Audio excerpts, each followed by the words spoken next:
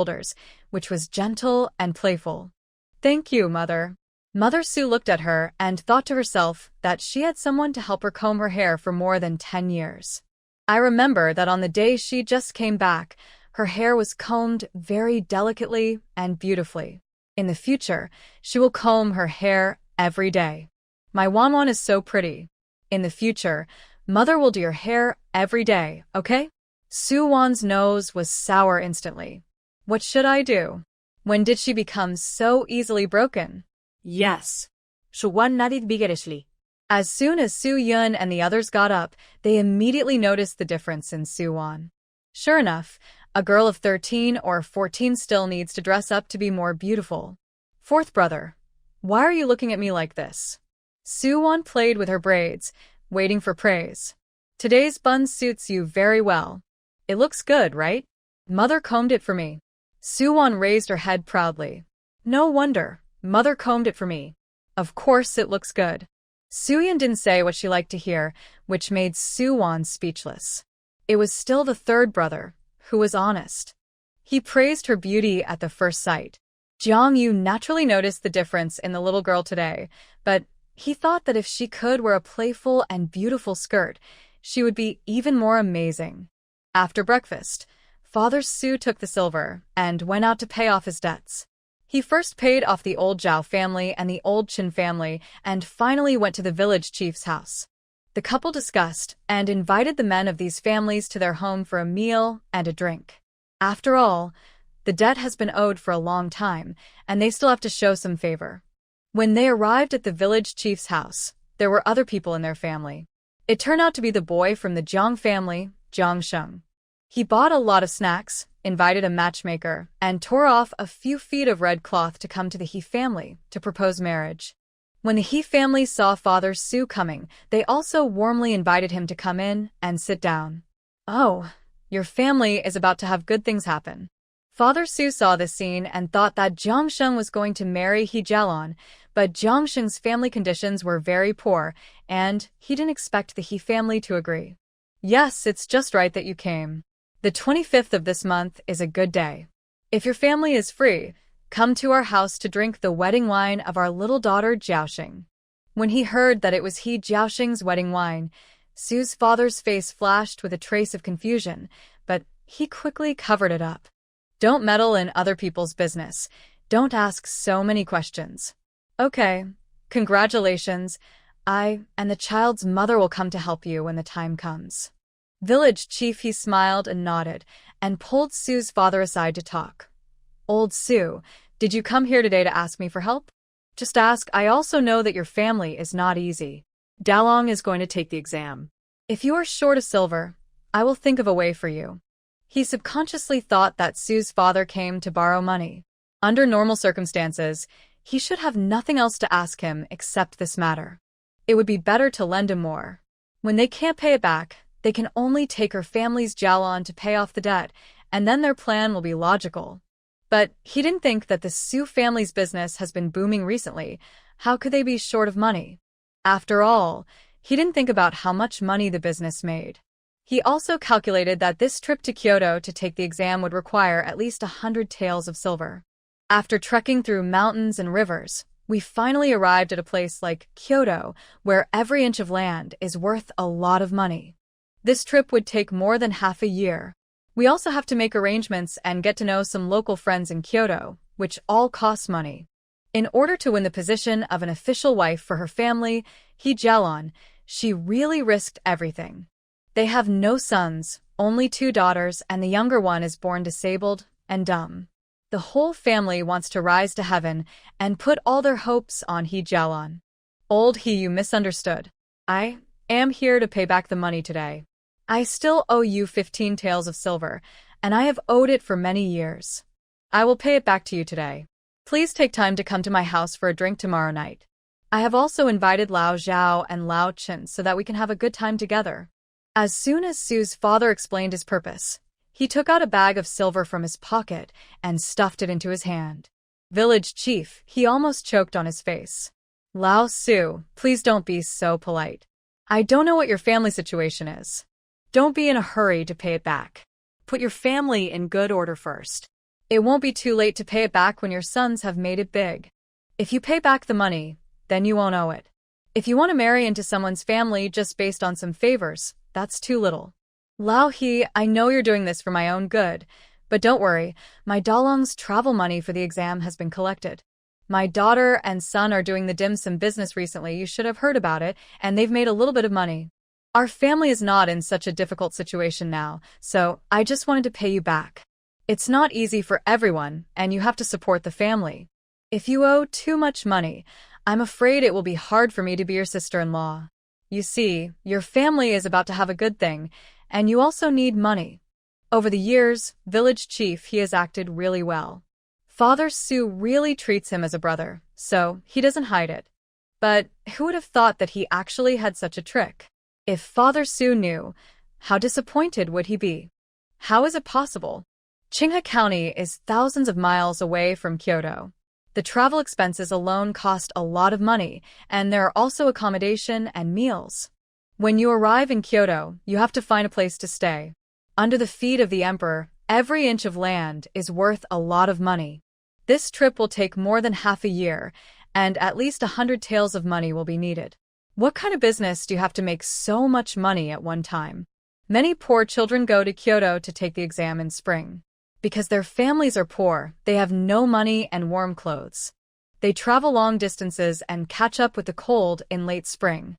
There are many people who freeze to death or starve to death on the road. Therefore, village chief, he doesn't believe it.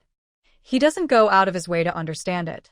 He doesn't know that Suwon's goat milk soap is also very profitable. Shikima, he has never thought about how much profit can be made and how much money can be made in a short period of time. Maybe this is short-sighted. But if you say he is short-sighted, he is quite thoughtful and has beautiful ideas. I don't know about this, but it is indeed enough. You can keep the money. Remember to come to drink tomorrow night and have a good chat with us brothers. Your family has something important to do today, so I won't disturb you. I'm leaving first.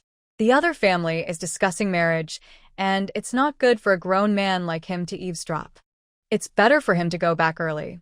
Village chief, he wanted to stop him, but couldn't. He was just anxious. Seeing that his face was not right, Dezawa immediately came to ask him the truth. After village chief, he told her, she slapped her thigh anxiously. Oh, how can that be? Think of a way quickly. Her voice was so loud that all the guests in the room stared at her. There were relatives from her family and elders from Jiangsheng's family who were talking about marriage. Village chief, he quickly signaled her to shut up with his eyes. Okay, let's talk about it in the evening. Go and greet the guests first. How could Dezawa be in the mood to care about her youngest daughter's marriage? Her dream of becoming a scholar official mother-in-law was about to fall through. When she returned home, Sue's father informed Sue's mother about the He family's wedding and asked her to go to their house 2 days in advance to help with the work. Sue-won also heard it nearby, and she was still puzzled. Dad, you heard it right. It's the wedding of He Jiaoxing and Jiangsheng? That's right. I saw it with my own eyes. Jiangsheng brought the matchmaker and his uncle's family, and even pulled the red cloth. Old, he said it himself, it was a marriage with Jiaoxing, but I also wondered, why is the eldest sister not married yet, but the little girl is anxious? Jiaoxing is a mute. It's not easy to find a marriage. I guess it's sister-in-law Zhaohua who is anxious.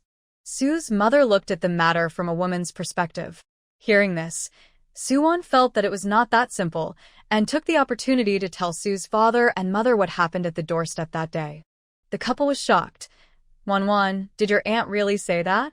Sue's mother was surprised. 30 taels of silver was agreed to marry Jiaoxing to Jiangsheng.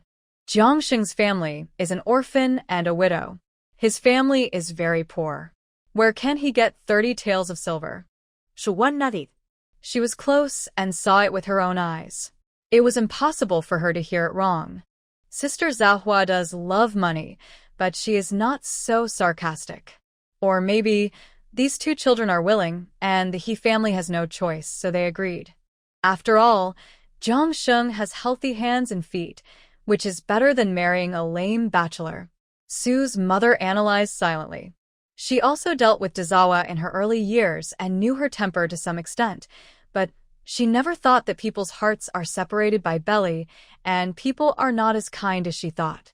Sovan Juliet her lips secretly. She didn't know the reason, but if Dazawa could give in, it must be because the money was in place.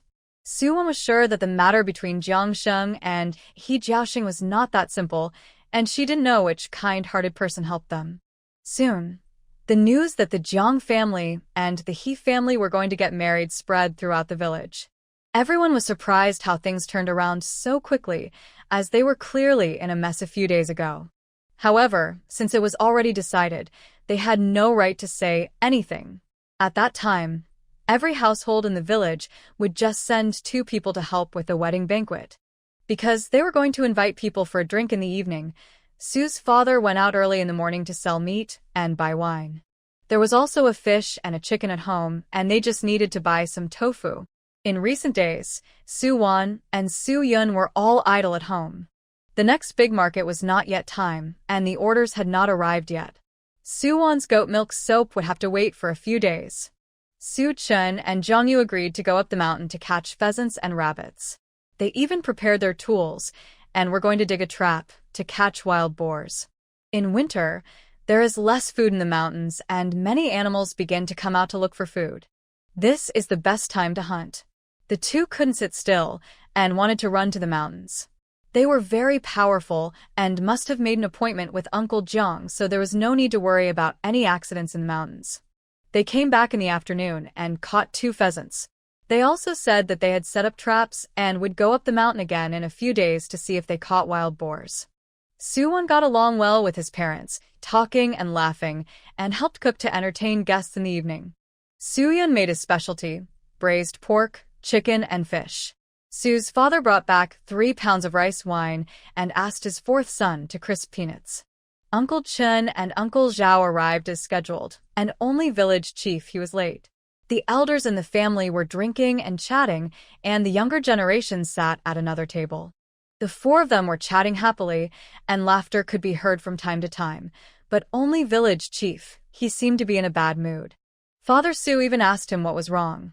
Old he, they say that people are in high spirits when they are happy, but why do you seem unhappy today? But is it because the food in my house is not to your liking? It should be impossible, seeing that Lao Zhao and Lao Chun are eating happily. No, Lao Su, you think too much. Village chief, his face turned pale. It can be seen that the conditions of the family have really improved. Everyone is wearing new clothes and new shoes, and the food on the table is also rich. According to the conditions of the Su family, even if they are entertaining guests, it will not be so rich. This meal, plus wine and drinks, cost 2 taels of silver. Lao Su, is your family really getting better? Village chief, he felt like he was dreaming, and asked again without doubt. Yes, it has improved, at least it is much better than before, thanks to my little girl who has a good brain. Otherwise, I am afraid I would still be digging soil in the mine now. Speaking of his little girl, Father Su is so proud. That is, your Su-won is capable, knows how to do business, and is also skillful. The goat milk soap she makes is already selling like crazy in the county. This time it was Uncle Zhao who spoke.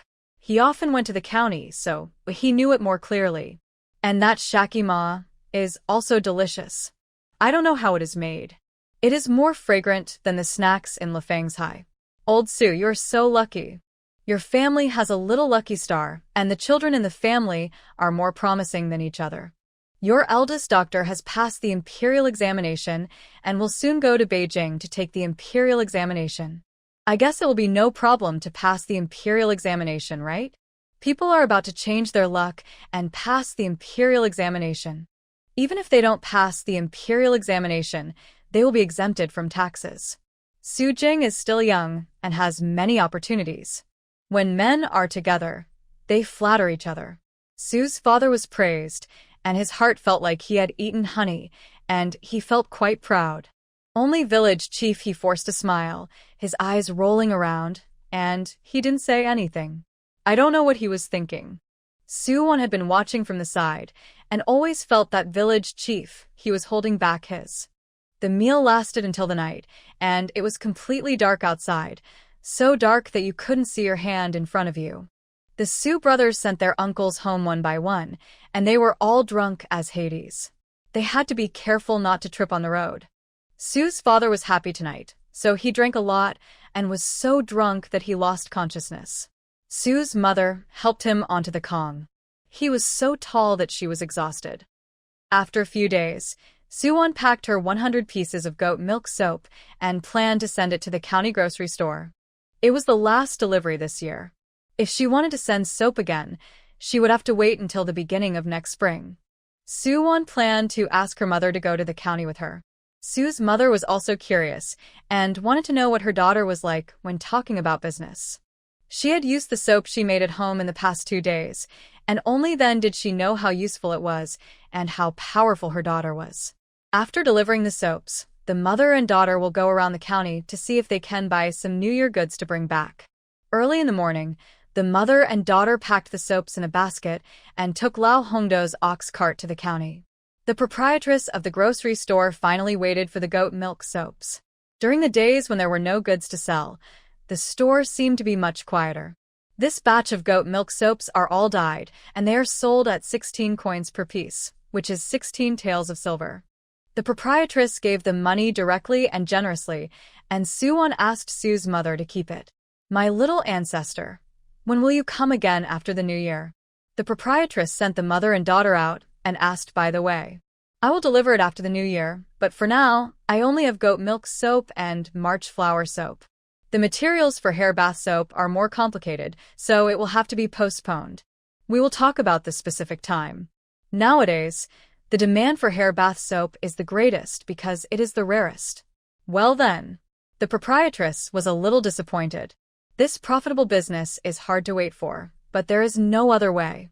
You can't offend her god of wealth. What if she doesn't cooperate with you?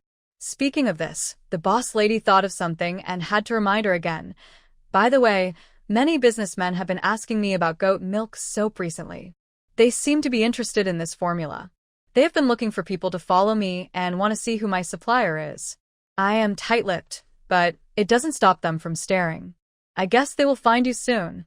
This is your formula. I can't control it too much, but I still have to remind you not to let those with ulterior motives take advantage of you.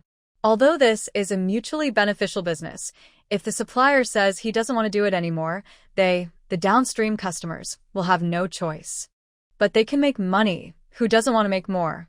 Although it was out of selfishness, it does not rule out those with bad intentions. As a girl, it is better to remind her." Hearing this, Suwon sank her eyes and thought, this is within her expectations, and it came later than expected. "Okay, I see. Thank you for reminding me." Suwon nodded slightly at her, and Sue's mother also smiled at the side. "Don't say it. Her daughter is quite reliable outside. Although she is young, her momentum is really not weak. Is this soap so valuable?" After leaving the grocery store for a long way, Suwon and Sue's mother walked hand in hand. Sue's mother leaned close to her ear and asked her carefully, "Well, there are 4 types in total. The most common one is also the one we made at the beginning. We give it to the boss lady for 12 cents a piece. There is also the dyed one just now, 16 cents a piece, and there is a kind of flower soap, 15 cents a piece, and finally our Mufa soap, which is the most expensive, 35 cents a piece." Suwon's price is considered low. She didn't plan to go mid to high end from the beginning. She made it so that everyone can afford it. When Sue's mother heard her reciting the money, she was as casual as reciting a number. After hearing it, she covered her mouth in disbelief. "Won, you are so amazing." Sue's mother looked admiring. Although she is usually gentle, she is actually a little noisy. In short, she is a very cute little woman. In modern times, such mothers can basically become friends and girlfriends with their children. "Mother, what do you want to buy? Have you thought about it?" Suwon snuggled up to her mother and talked to her. They temporarily put the basket at the grocery store, otherwise it would be inconvenient for the mother and daughter to go shopping. "Let's go buy a hair flower for Won first. Mother wants to comb Won's beautiful bun every day." Sue's mother remembered that Suwon didn't have any hair accessories, so the first thing she wanted to buy was a hair flower. "Okay, I'll listen to you." Suwon has never had the experience of shopping with elders, so this feels pretty good. So the mother and daughter went to the jewelry store. With their financial resources, they could only afford velvet flowers for the time being, and those bright red and purple flowers were obviously not suitable for Suwon. In the end, they chose a few lavender, light blue, and slightly pink flowers. These flowers were neither exaggerated nor delicate, and more suitable for Suwon. Of course, Suwon didn't like this kind of flowers. For a modern person like her, they were a bit rustic, but because Su's mother was so excited, she couldn't bear to refuse, so she had to cooperate with her. In fact, there was nothing good to buy for the new year. They just bought some melon seeds, peanuts, red dates, etc. After shopping, the mother and daughter were ready to go to the grocery store to get a basket to go home. Unexpectedly, they were blocked by someone halfway.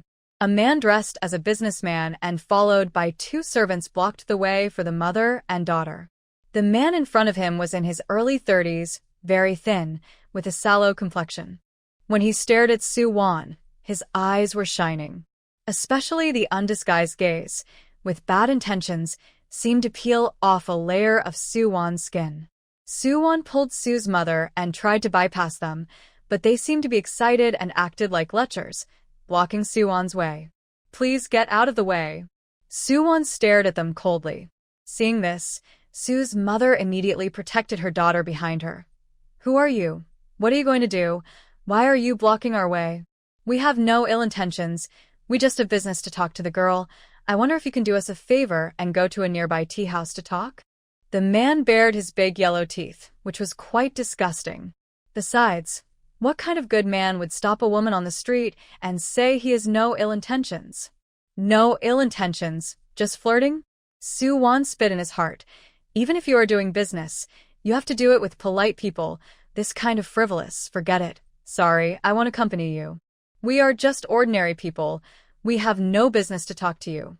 You are looking for the wrong person. Suwon politely refused. The girl is modest. Goat milk soap is all the rage in Chinga County, and it is no secret that you go in and out of the grocery store from time to time. I am also a straightforward person, and I will not treat you unfairly when you talk business with me. Today I am here for goat milk soap. You can name any price.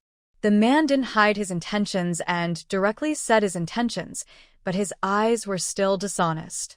He always stared at Suwon's sensitive points with bad intentions and looked at her without any concealment. This made Suwon feel sick. You found the wrong person. I don't know what goat milk soap is. Suwon would not talk to him, not to mention that she had never thought about selling the formula, which was her guarantee for settling down in another world. Although the silver in one's hand was also satisfying, many changes were immeasurable, and it was far less confident than having the technology in one's hand. Don't refuse to drink the wine. Do you know who our young master is? The servant next to the disgusting man began to challenge.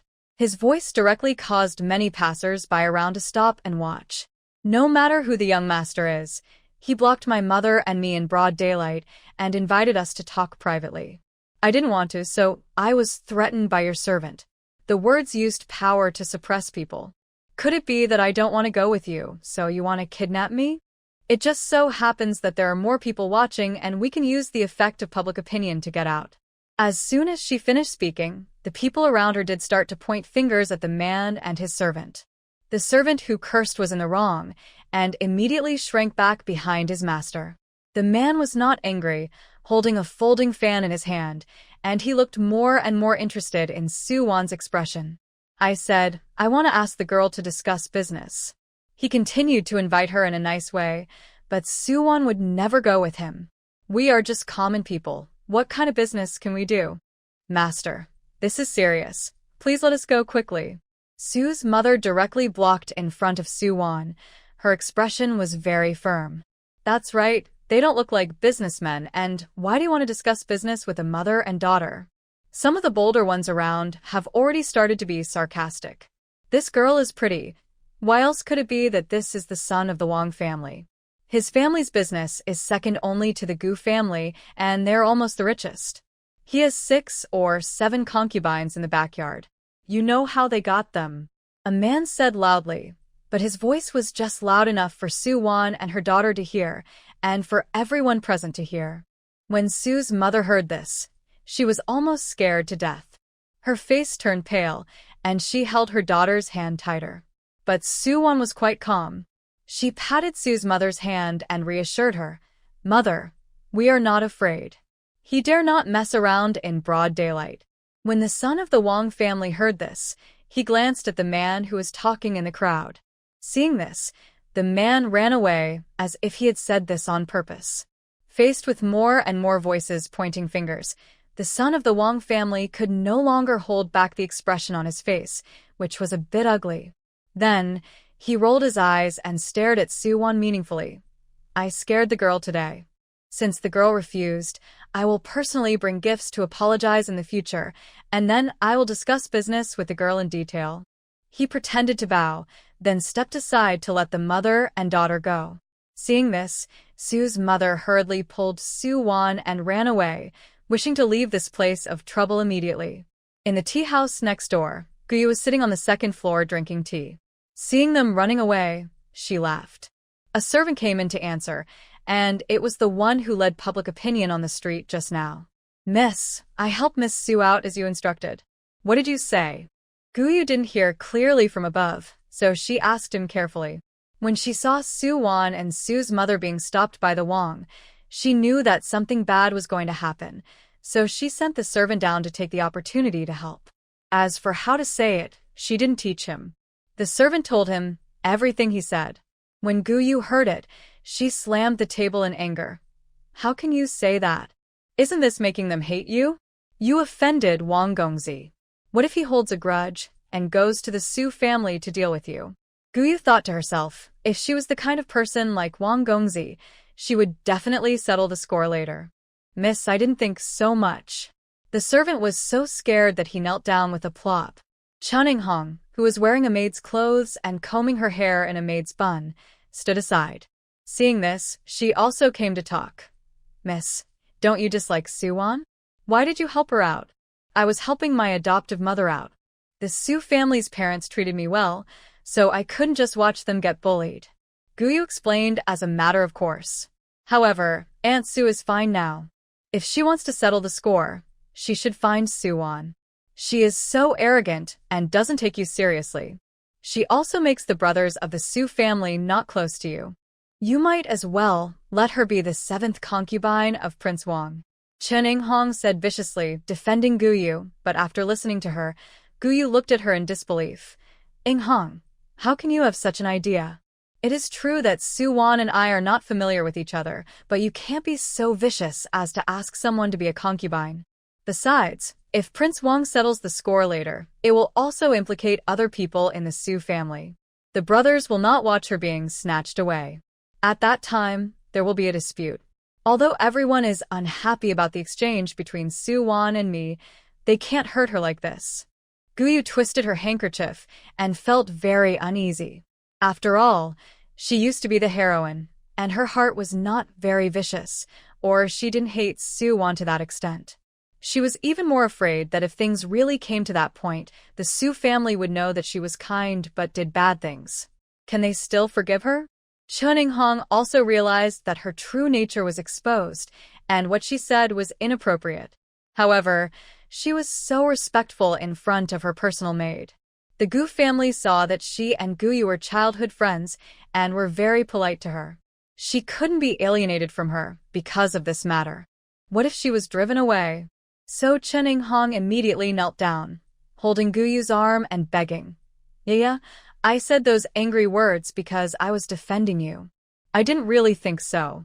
"Okay, get up, I don't blame you." Guyu pulled Chun-ing-hong up. She had a headache. Although she hated Su-won for snatching away the favor of her brothers all of a sudden, and she was not very happy with Su-won the last time she went back, she could not watch Su-won become the concubine of Prince Wang. They were all girls of ordinary age. When faced with such a thing, how could they think about jealousy? All they could do was sympathize. Thinking of a person like Prince Wang and his moral character, she couldn't help but feel sick. Su-won didn't know that Guyu helped her out of kindness. She had never taken the initiative to anything from her, and she had a clear conscience, and she didn't take the initiative to have any ill towards her, but she guessed that the man just now did it on purpose. She and Sue's mother quickly left the city, and Sue's mother was uneasy all the way. 1-1. If this Prince Wang is really that kind of person, what should we do if he comes to settle accounts with us? Mother, he must have found out everything about our family. He will come sooner or later. But we have to deal with it. If he dares to do something wrong, we are not afraid. Su-won is open-minded. At worst, he can report to the authorities. Isn't it said that the magistrate of Qinghe County is a good official? After listening to Su-won, Sue's mother panicked even more. She always felt that someone was chasing her from behind, and she kept looking back. Mother, don't tell Dad and my brothers when you go back, or they will think too much. Su-won doesn't want this to affect them, and after knowing it, there is no use except worrying. At that time, with the character of the brothers, don't be impulsive and make things more difficult. Prince Wang didn't do anything. You can't just run and sue him right away. Got it, I won't say it. But Sue's mother was really worried. After walking for a long distance, she took Su-won's hand again and said solemnly, "Don't worry, Mother swears to protect you until death." Su-won heard her and quickly covered her mouth. "Mother, what life or death? Not that, not that." The mother and the daughter spoke in a low voice, and old Hongtu probably didn't hear it clearly. When they returned home, the mother and the daughter acted as if nothing had happened and really didn't say anything. Others in the family didn't notice anything wrong and did what they had to do. Except for Sue's mother, whose heart was pounding, Su-won really didn't take it seriously. The Wang family mainly wanted the formula of the goat milk soap, and as long as she didn't tell them, they wouldn't do anything to her. She was sure.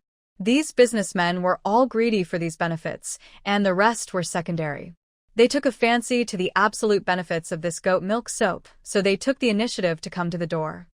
In the dead of night, the dogs in the village had already fallen asleep, but some rustling sounds came from the fence of the Su family's yard. Jiangyu was still very alert when he fell asleep. He opened his eyes instantly when he heard the noise. Su-chun was sleeping beside him. He gently pulled his sleeve, and Su-chun woke up soon. He was about to ask him what happened, but Jiangyu told him to be quiet. "Hush, listen carefully." Su-chun moved his ears and heard a sound in the yard, but Xiaobai didn't react at all. It should have been at home for several days and was familiar with the yard. If something or someone entered the yard, it would howl twice. Even if no one was there, it would hum in the yard, but it was surprisingly quiet tonight. In order to avoid alerting the enemy, the two of them did not move. Until a slight footstep approached their door, it could be heard that the person coming was very cautious. If he was not a martial artist, he would not hear it at all. The person outside burned a hole in the oil paper on the window with a smoke, and then blew smoke in. Jiangyu almost covered his mouth and nose, as well as Su-chun's mouth and nose, as soon as he smelled that little smell. This is a low-quality knockout incense, a very common burglar's trick.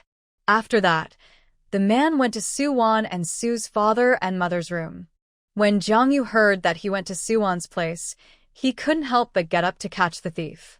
Su-won was sleeping soundly and didn't notice that there was a thief in the house. It was only halfway through her sleep that she heard a heart-wrenching scream, which scared her awake. Sue's father and mother also got up when they heard the noise, except for the two brothers Su-yun and Su-yi, who were poisoned by the smoke and were sleeping soundly. Su-won put on her clothes, lit the kerosene lamp, and came out to see Jiangyu and Su-chun holding down a man's hands. The man was groaning and shouting in pain. "Shut up, I'll kill you if you scream again." Jiangyu narrowed his eyes slightly. His tone was very cold and scary, and then he used force on his hands again, and the man in pain forgot to shout in pain. "What's going on?" Sue's father and mother were bewildered. "Mom and Dad, there's a thief in our house," Su-chun said indignantly. Su-won was also a little shocked. A thief came? She didn't even sense it. If Su-chun and Jiangyu weren't there, what should she do? This is not a simple matter. First, bring the person into the house and interrogate him slowly. Don't alert the snake. Jiangyu saw that this matter was intentional and someone must have instructed him. Also, go and see what's going on with Wang Kai. Jiangyu said to Suchin again. This matter is full of doubts. It must be well prepared, and it is fully prepared. Suchin also felt strange. Yes, why didn't Wang Kai hum tonight? He walked into the yard and called Wang Kai twice, but no dog answered him. He ran to the doghouse he made for Wang Kai and saw that Wang Kai's body was already hard. Wan, Jiangyu, Wang Kai is gone. Su Wan heard and ran to the yard, took a kerosene lamp to see, saw Wang Kai's body. There is no sign of being beaten to death. That is, he was killed by drugs. Her brows were tightly knitted. The dog was still very lively today. Someone must have planned it in advance. Has this dog thief appeared near our house today? And who came to our house today? Logically speaking, Wang Kai was tied in the yard and couldn't go out to find food. That means someone came in advance to feed him medicine. If he was fed medicine at that time, the effect of the medicine would definitely not take effect so quickly. It takes a process. Then this person must have an accomplice. She was not at home during the day, so she didn't know who had come. It must have taken more than a short time for Wang Kai to take medicine and take effect. After nightfall, he was heard humming in the yard for a while, but no one paid attention because he usually barked happily. Sue's father was at home all day today. He thought carefully about who had come to the house, and finally only thought of one person. Old he came by this evening and asked us to go to his house for dinner and help out on the day his daughter got married. Village chief, he has been here?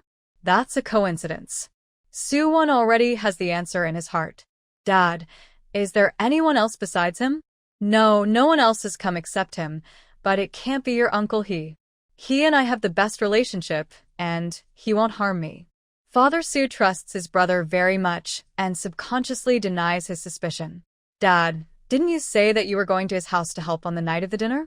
And you also said it on the day you went to return the silver. There is no need to come and say it again. This is a bit like covering one's ears and stealing the bell. It's not that I don't believe Uncle He, but people's hearts are separated from their stomachs. They may not be good people on the surface. He is really a good person. And I remember that night of the dinner, Uncle He repeatedly asked you if your family was really getting better. Isn't this strange? Why do I feel that he doesn't want our family to get better? Su-won is outspoken. She will not rule out his suspicion just because Father Su has a good relationship with him. Moreover, Su-won knew his little thoughts. The Su family had paid off their family debts, so they didn't owe anything. How could he use favors to get things done in the future? Impossible. Your Uncle He and I grew up together. When we were young, we were so good that we could wear the same pants. He couldn't hurt me, let alone be jealous of me. Sue's father was still stubborn. At this time, Jong-yu tied the man up and came out of the house. We will know whether he ordered it or not after the trial. As long as he is not a desperate criminal, that mouth can always be pried open. Jong-yu stepped out of the door while tidying up his messed-up cuffs. The tone of his words gave people a sinister feeling, like a living devil. Su-won couldn't help but think of the Jinui who interrogated prisoners in TV dramas. Their methods were ruthless and they were confident. Sue's father was a little panicked. He didn't dare to think about it. If it was really his good brother who ordered it, how would he face him in the future? Sue's mother noticed her husband's emotions and patted his back to comfort him. Let's ask clearly first, what if it's not him? In fact, Sue's mother didn't quite believe it. If it was really Lao He who ordered it, then what was his motive? Only Su-won knew this motive, but she couldn't say it out. Everyone entered the house. Su-yun and Su-yi were still in a coma. The thief was by Jong-yu, and a cloth was stuffed in his mouth. The kerosene lamp was lit, and his face was seen clearly. No one had seen him before. This person looked unfamiliar, as if he had never been seen before. Could he be a thief who just stole things? Father Su questioned. That's impossible. If he was just passing by to steal something, how could he poison our dog in advance? Mother Su thought it was impossible. They must have been watching them for a long time. This thief looked very brave. He was not panicked at all when facing so many people. Uncle and Aunt, why don't you let me do the interrogation? I can pry open his mouth even if it's tight. If it doesn't work, I will beat him half to death and report him to the police. He will suffer enough in prison. You say the weather is so cold now.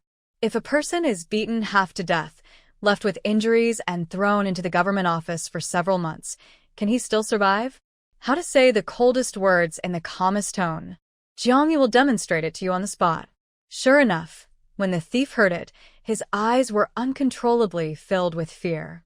Okay, then you can try it. Thank you, Mr. Jiang. Father Su didn't know how to deal with this matter, so he simply handed it over to Jiangyu.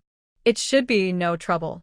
Jiangyu answered with a smile and gave Su-won a meaningful look. Su-won didn't understand what he meant, and her mind was now completely on the thief, not thinking too much about other things. Jiangyu stepped forward, pulled the cloth out of the thief's mouth and threw it on the ground, dragged a stool and sat directly in front of him with a very cold expression. Tell me, who sent you here? No one sent you here. He was still a hard bone, and he didn't want to say it, but he met Jiangyu, and he had 10,000 ways to make him speak. You are not from this village, but you are still protecting your master when the time comes. Let me guess, you must be a gambler, and you owe a lot of money?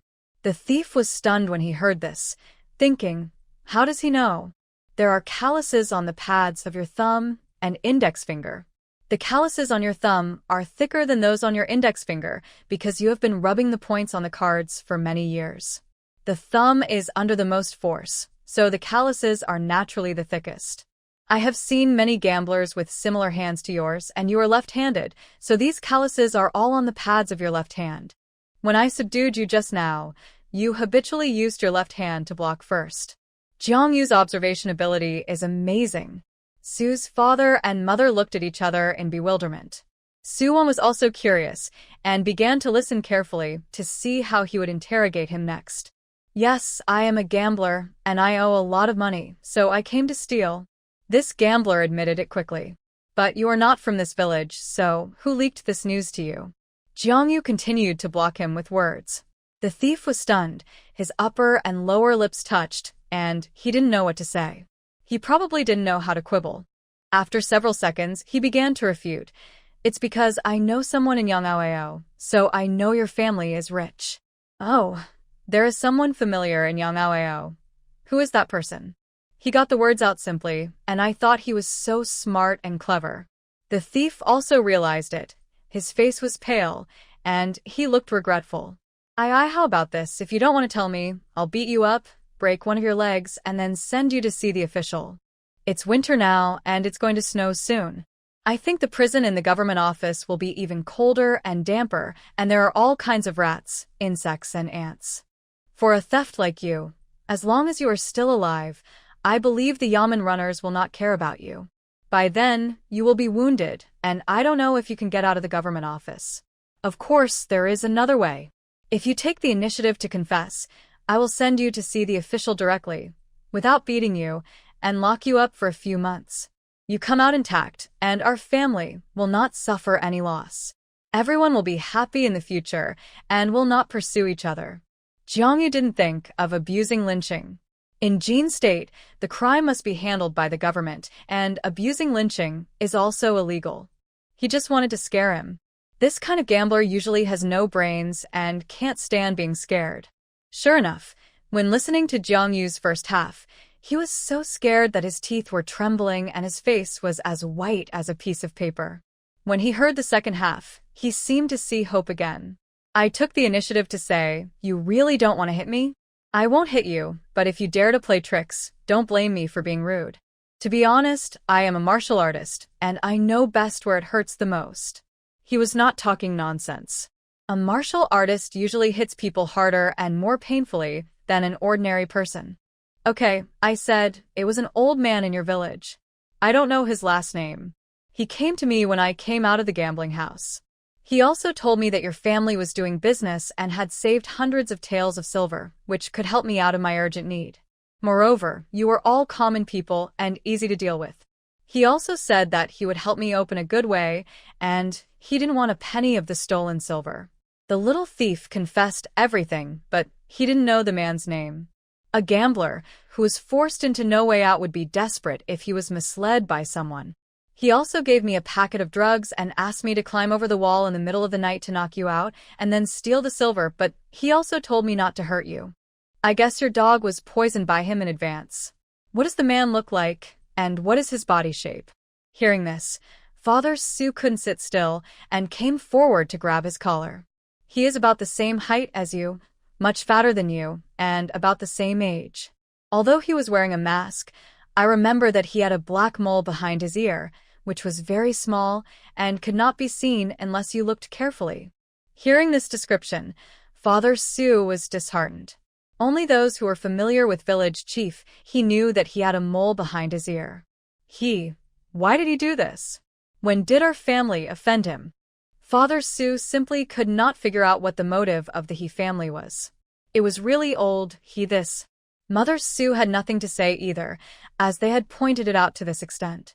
In other words, he came here specially during the day just to poison Wonkai so that the thief could enter the yard smoothly at night to steal things.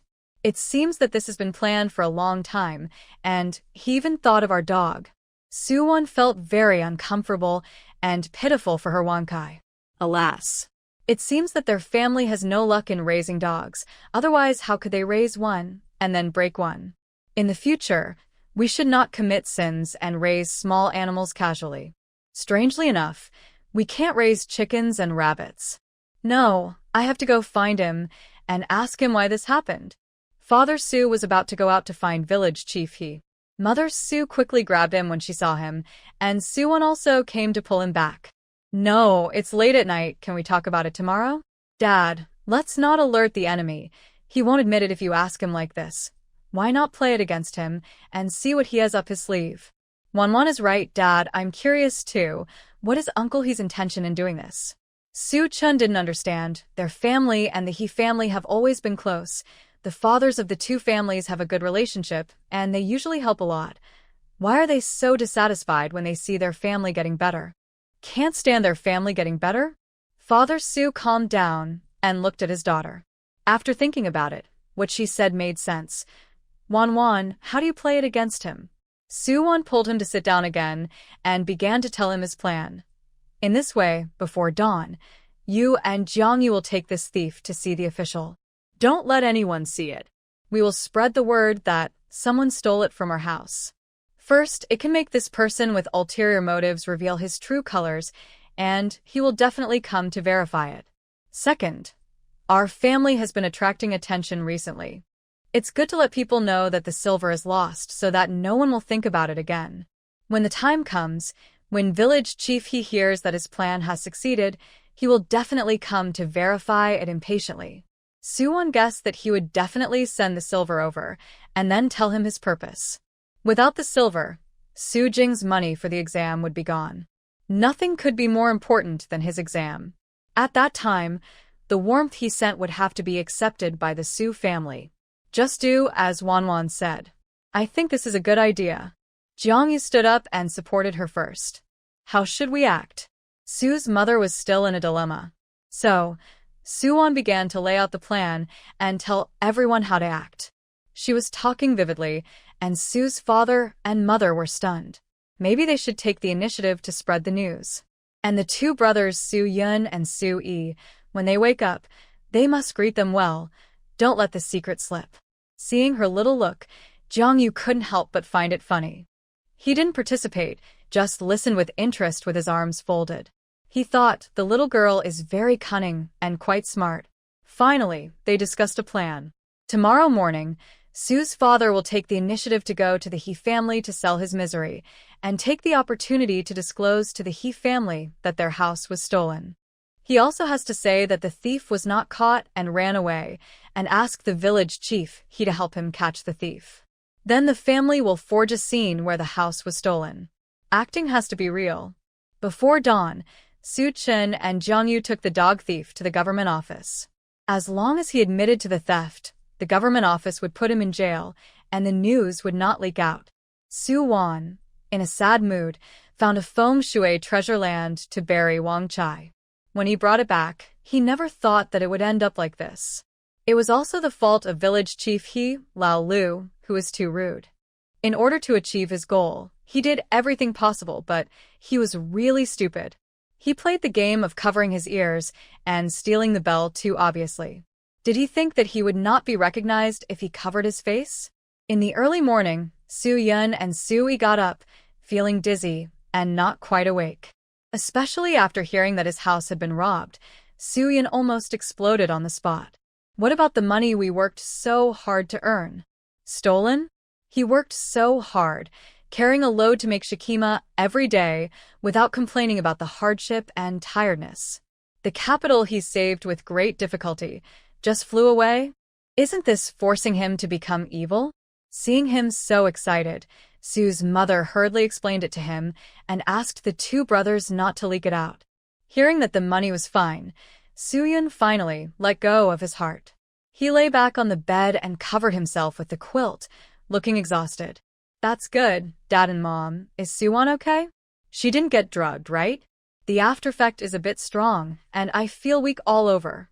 He was still thinking about Soo-won. This inferior drug is quite harmful to the human body, but fortunately not much was inhaled. She is fine, but Wang Chai is in trouble. Someone poisoned him yesterday. No wonder there were thieves at night, but no one heard him barking. Fortunately, Master Jiang was alert, otherwise our family might be. Sue's mother was also scared. If it was other money, it would be fine. But if even the money for the eldest son's exam was gone, what would happen? Their family's hopes were also pinned on a Jing, hoping that he would bring honor to the family. Hearing that Wang Kai was sacrificed, Soo-yeon jumped up again. What? My dog is gone? This is no less than before. He is a person who loves small animals. Woo woo woo. Wanwan has buried it. Lao Si. Promise mother that you will not keep dogs in the future, okay? It's too sinful. Their family can't keep dogs. Soo-yeon nodded disappointedly, lay back like a dead body, and covered his head. Mother, you are all not injured, right? Soo-yi's reaction was not as big as Soo-yeon's. Sue's mother shook her head. Except for you two, we are all fine. Take a good rest. The housewife can do the housework. Sue's mother looked at her two good sons lovingly and comforted them. As for Sue's father, he rushed directly to the He family with an anxious look on his face. At that time, 3 people in the He family were in a state of anxiety. Village chief He squatted under the eaves, but he couldn't squat any longer, so he stood up and paced back and forth. Old He, it's bad. Something big has happened. Sue's father's voice came unexpectedly. When the He family heard it, they all ran to the yard. They heard his voice before they saw him.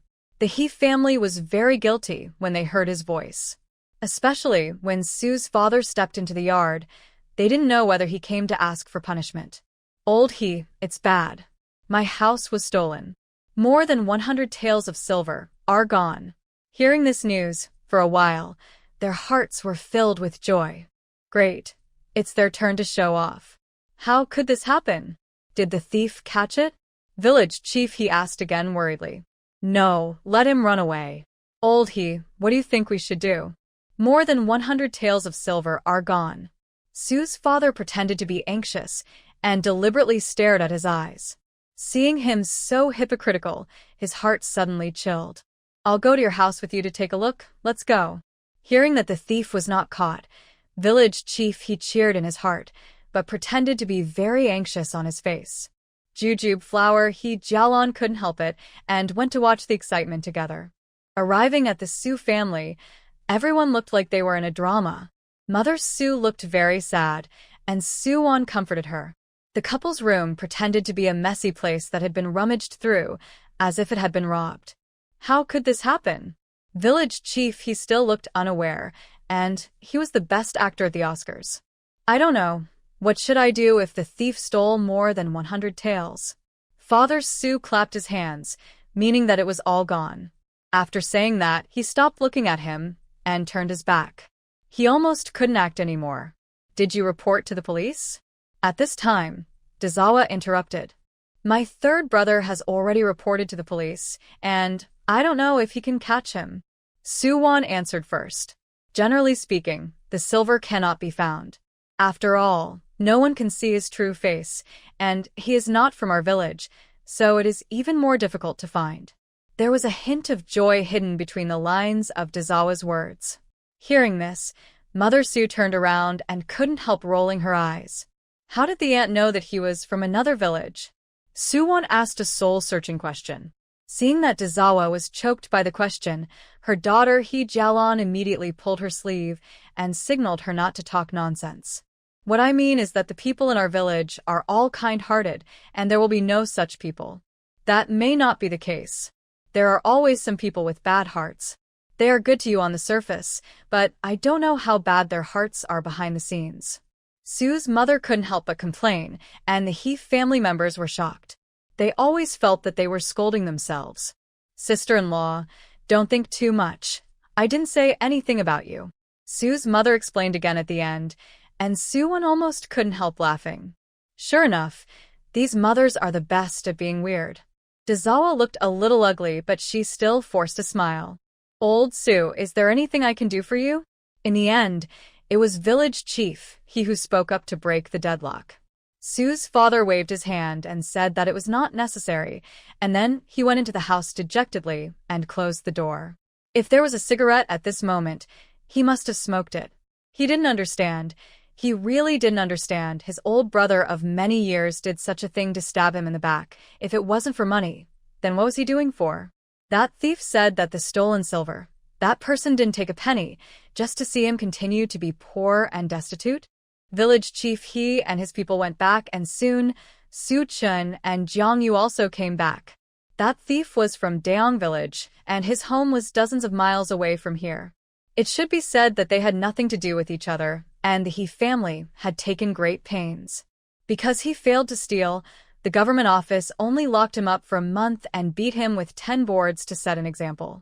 Father Su was very disappointed all day, staying in the room and unwilling to come out. Some people in the village who were familiar with the Su family came to comfort them when they heard that the Su family was robbed. In the afternoon, the He family came again.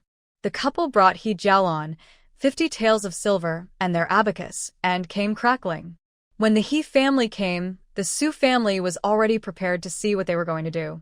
Before they had a falling out, Sue's mother still treated them politely and moved a stool for them to sit in the yard. When village chief He arrived, he didn't say much nonsense and asked his wife to take out a large bag of silver. Old Sue, I feel bad for your family's misfortune. I also know that it's not easy for you. Your son Dalong is about to take the exam. How can he survive without silver? Our family is also an ordinary family. This 50 taels is all we have.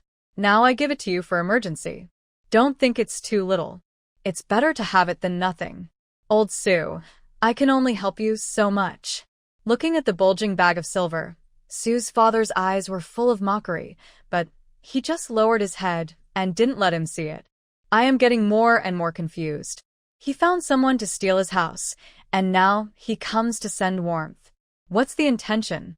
Old He, so much silver. Our family can't pay it back. Sue's father followed what Suwon said, and said what he meant. The He family thought, it's good that you can't pay it back because you can't pay it back, so you'll be willing to marry our daughter. Don't worry, if it's really not enough, I will find a way to make it up for you. In short, your Dalong must take the exam. He is so knowledgeable that he must not miss this opportunity. Under the banner of doing good for them, he stuffed his daughter into their family just for the position of the official's wife. Just to use his eldest brother's achievements to gain his own face. The He family had been commoners for generations, with few male members, and had never produced a scholar official who brought honor to their ancestors. In his generation, he wanted to get rid of his mud-legged status, and he dreamed of it, so he put all his expectations on He Jialan and other families. At this time, it was Suwon's turn to take action. She walked out, looked at Uncle He and asked, Uncle He, you have helped us so much, but our family has nothing to repay you.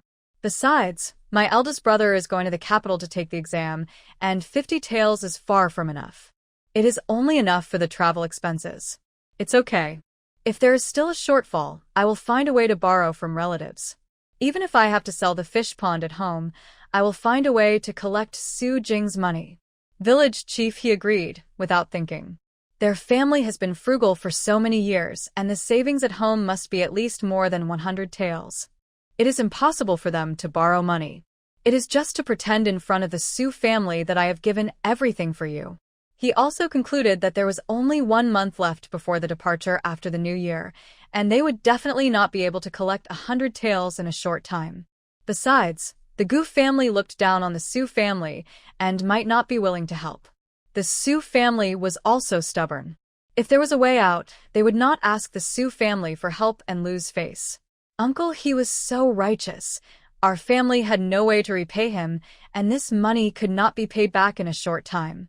After hearing what Su-won said again, Dazawa quickly replied, "We also have requests." As soon as this was said, everyone naturally looked at her. According to what they had originally agreed, it would be better for her to speak up. Is there really a purpose? What is the request? Su's mother asked anxiously. She couldn't wait to know why. Dazawa pretended to be embarrassed, and then held her daughter's hand. Hee Jaelon also cooperated with a blushing face and lowered her head shyly. "It's our Jaelon. She has admired your Su-jing for a long time. She has been unwilling to marry or go on a blind date for him. Now she is about to turn 18, but she still wants to marry a Jing. We want to fulfill our child's infatuation. Now your family has suffered an unexpected disaster, and we can't bear to see a Jing lose his future. So, as long as a Jing is willing to marry our Jaelon, these silvers will be regarded as our dowry for Jaelon, and you don't have to pay it back." Dazawa's rhetoric is really well made. It can achieve its own goals and show that it is at a disadvantage. Under the banner of infatuation, it forces its daughter here. In this way, their thoughts are obvious and the world is clear. It turns out that they spent so much effort and took such a big risk just to do a favor and achieve this goal. Su's mother could not help but sneer. "We had no intention of interfering in our Ajing's marriage. He has to be willing for everything. Besides, our family is poor, and we don't live a good life. If your Jaelon marries us, I'm afraid she will have a hard life. We are not afraid of hard life. We just believe that aging will treat her well. Besides, the marriage of children is decided by parents and matchmakers. As long as you agree, aging will probably have no objection." Dazawa tried her best to fight for it. She was determined to marry her daughter here. "Our family doesn't follow the orders of parents and matchmakers. As long as the children like it, it's fine. And we have to ask aging himself whether he is happy or not. If he is not happy, we as parents will not force him. Another thing is that he is studying hard now and has not earned fame yet. His mind is not on love, so forget about it. Our family doesn't want your money." Su's mother was halfway through her words when Su's father suddenly interrupted her. He looked at village chief He with a gloomy face, which made him panic. How can this be forgotten? Aging has to take the exam, so he must have money. Our Jiaoxing is also good-looking and hardworking. Over the years, our family has helped your family a lot. It would be great to become relatives. Your Aging and our Jaelon are childhood sweethearts. What a good marriage it is. It can not only fulfill the children's love, but also solve the urgent matter. It's the best of both worlds. Seeing that they refused, Dazawa got anxious, and her words poured out like beans, not hiding her ambition at all. "Aunt Zhaohua, I don't agree with this." Su-won was so angry that she laughed. "First, my eldest brother and sister Jaelon are not in love with each other. As for childhood sweethearts, it is not acceptable. At best, they are from the same hometown. My eldest brother has been studying abroad for many years, and he doesn't spend much time with sister Jaelon. There is no so-called affection. Moreover, the girl my eldest brother wants to marry in the future must be gentle and virtuous, familiar with the 4 books and 5 classics, and sensible, beautiful and intelligent, and thrifty. I dare to ask if Sister Jaelon knows the 4 books and 5 classics, and whether she can recite poems with my eldest brother in the future. If my eldest brother enters the official career, he must also need a wife who can read and write to take care of the household. As far as I know, Sister Jaelon has never been to a private school. I am afraid it is not appropriate. Since it has come to this, Su-won is not polite and is not afraid of offending people." These words made the He family members look ashamed and angry. "You mean that my Jaelon is unworthy of your eldest brother?" Dazawa's face turned black. "Hey, Aunt, you said this yourself, I didn't say it. I only said that Sister Jalon has never been to a private school and can't read and write. I never said the word to her. Suwon didn't admit it, with a smile on his face, and his calm appearance was really irritating. You really don't know the rules. When adults are talking, why do you, a junior, interrupt? When she couldn't win the argument, she used the rules to talk, and her face was extremely ugly. What Arwanwan said was not unreasonable. This is what I meant. Village Chief I appreciate your kindness. You can take the silver back. Our aging's money was not lost, and the thief has been caught and sent to the government. Please go back. There is no need to mention this matter again in the future. Father Su couldn't bear it anymore. He would not care about this matter, but the relationship over the years was over, and there was no need to contact them in the future. Moreover, there was no way to investigate this matter. After all, the He family did not show their faces. They would never admit it, and this matter could not do anything to them. But through this incident, I saw some people clearly, just as I bought a lesson. When Father Su told the truth, the He family was scared and pale. Especially when they heard that the thief had been caught and the silver was not lost, they were deliberately deceiving them. They might have known that village chief, he was the mastermind behind it. So, all they did was to force them to reveal their feet. You guys. That's right, we know everything, and the thief has confessed. The person who ordered him to steal things was an old man about 50 years old, fat, with a black mole behind his left ear. The thief has been detained in prison now. Su's mother replied coldly. Dazawa and He Jalon quickly looked at the head of their family, only to see that village chief. He lowered his head, wondering what he was thinking. Old Su, so many years have passed, and you know in your heart how much our family has helped your family. My daughter has been reluctant to get married for your son, and now she has become an old maid, but you are unwilling to marry her. Stop, what do you mean by being delayed by our son? I don't like to hear this. How can you say that about something that is one-sided? Our Jing never promised you to marry He Jalon. Instead, you said one thing in front of me and another in the back. We don't bother with you because of our friendship. If you don't want to take it to the government office, then come and settle it. Mother Su was so angry that her teeth itched. How could these people be so shameless and want to blame her son Su Jing? How shameless. What evidence do you have to prove that we did it? Dazawa argued speciously. Just based on the black mole behind Uncle He's ear, it is enough to convict him. The person has been controlled. As long as he points it out, and the people in the government office verify it, it is indeed as the person described, then there will be no shortage of a beating and imprisonment. Uncle He, you have to think clearly. By then, you will not get any benefits and you will not be able to achieve your goal. Forced marriage will not work. It may even delay Sister Jalon's reputation. It will be even more difficult for her to find a husband in the future. Suwon's main attack is a scare. He bets that they are ignorant of the law and dare not bet with himself. Another thing is that people who have done bad things are guilty. How dare they take the initiative to go to the government office to argue? Speaking of ruining her reputation, He Jalon was unwilling to do so. She quickly grabbed her parents. You can't do this, Dad and Mom. If my reputation is ruined, Brother Jing will never want me. Village chief, he was also afraid. He was given the jurisdiction of the 2 fish ponds because of his title as village chief. If he went to the government, he would lose his position as village chief and the villagers would be alienated from him. So, knowing that he was in the wrong, he stood up and wanted to leave, not wanting to tear his face. Seeing that these feelings were no longer fussing, he should also stop while he was ahead. But He Jalon was determined to marry Su Jing. She saw that her father had compromised, so how could she do that? So, she knelt down with a plop.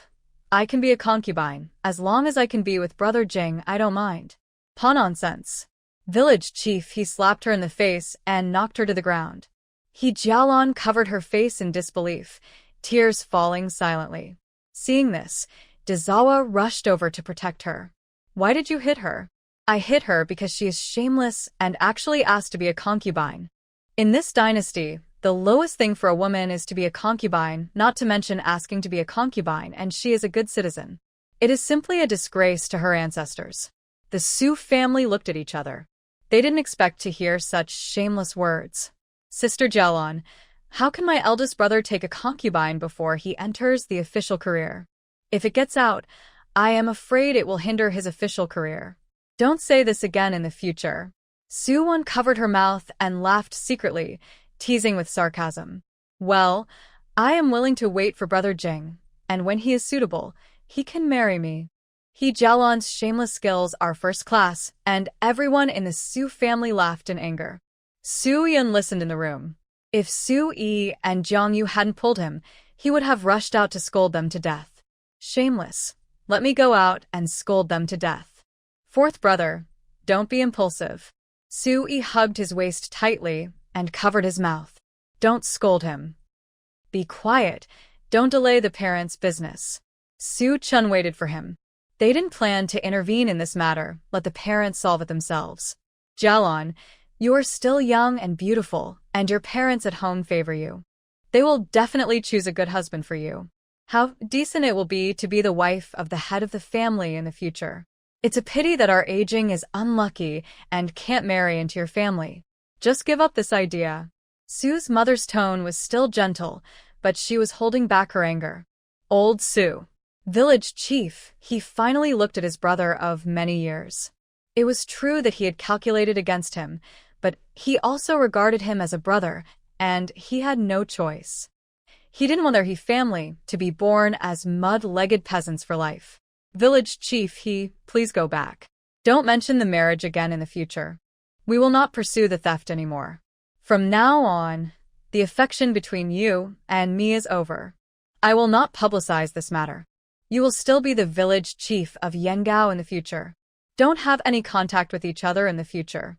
Those affections will be offset. Don't talk about affection in the future. Father Su was chilled. They had been friends since childhood. After they got married, the He family did help them a lot. But after this incident, he no longer pursued the theft, which also meant that the affection was exhausted. Village chief, he also felt ashamed. His face had been thrown to the ground and trampled on.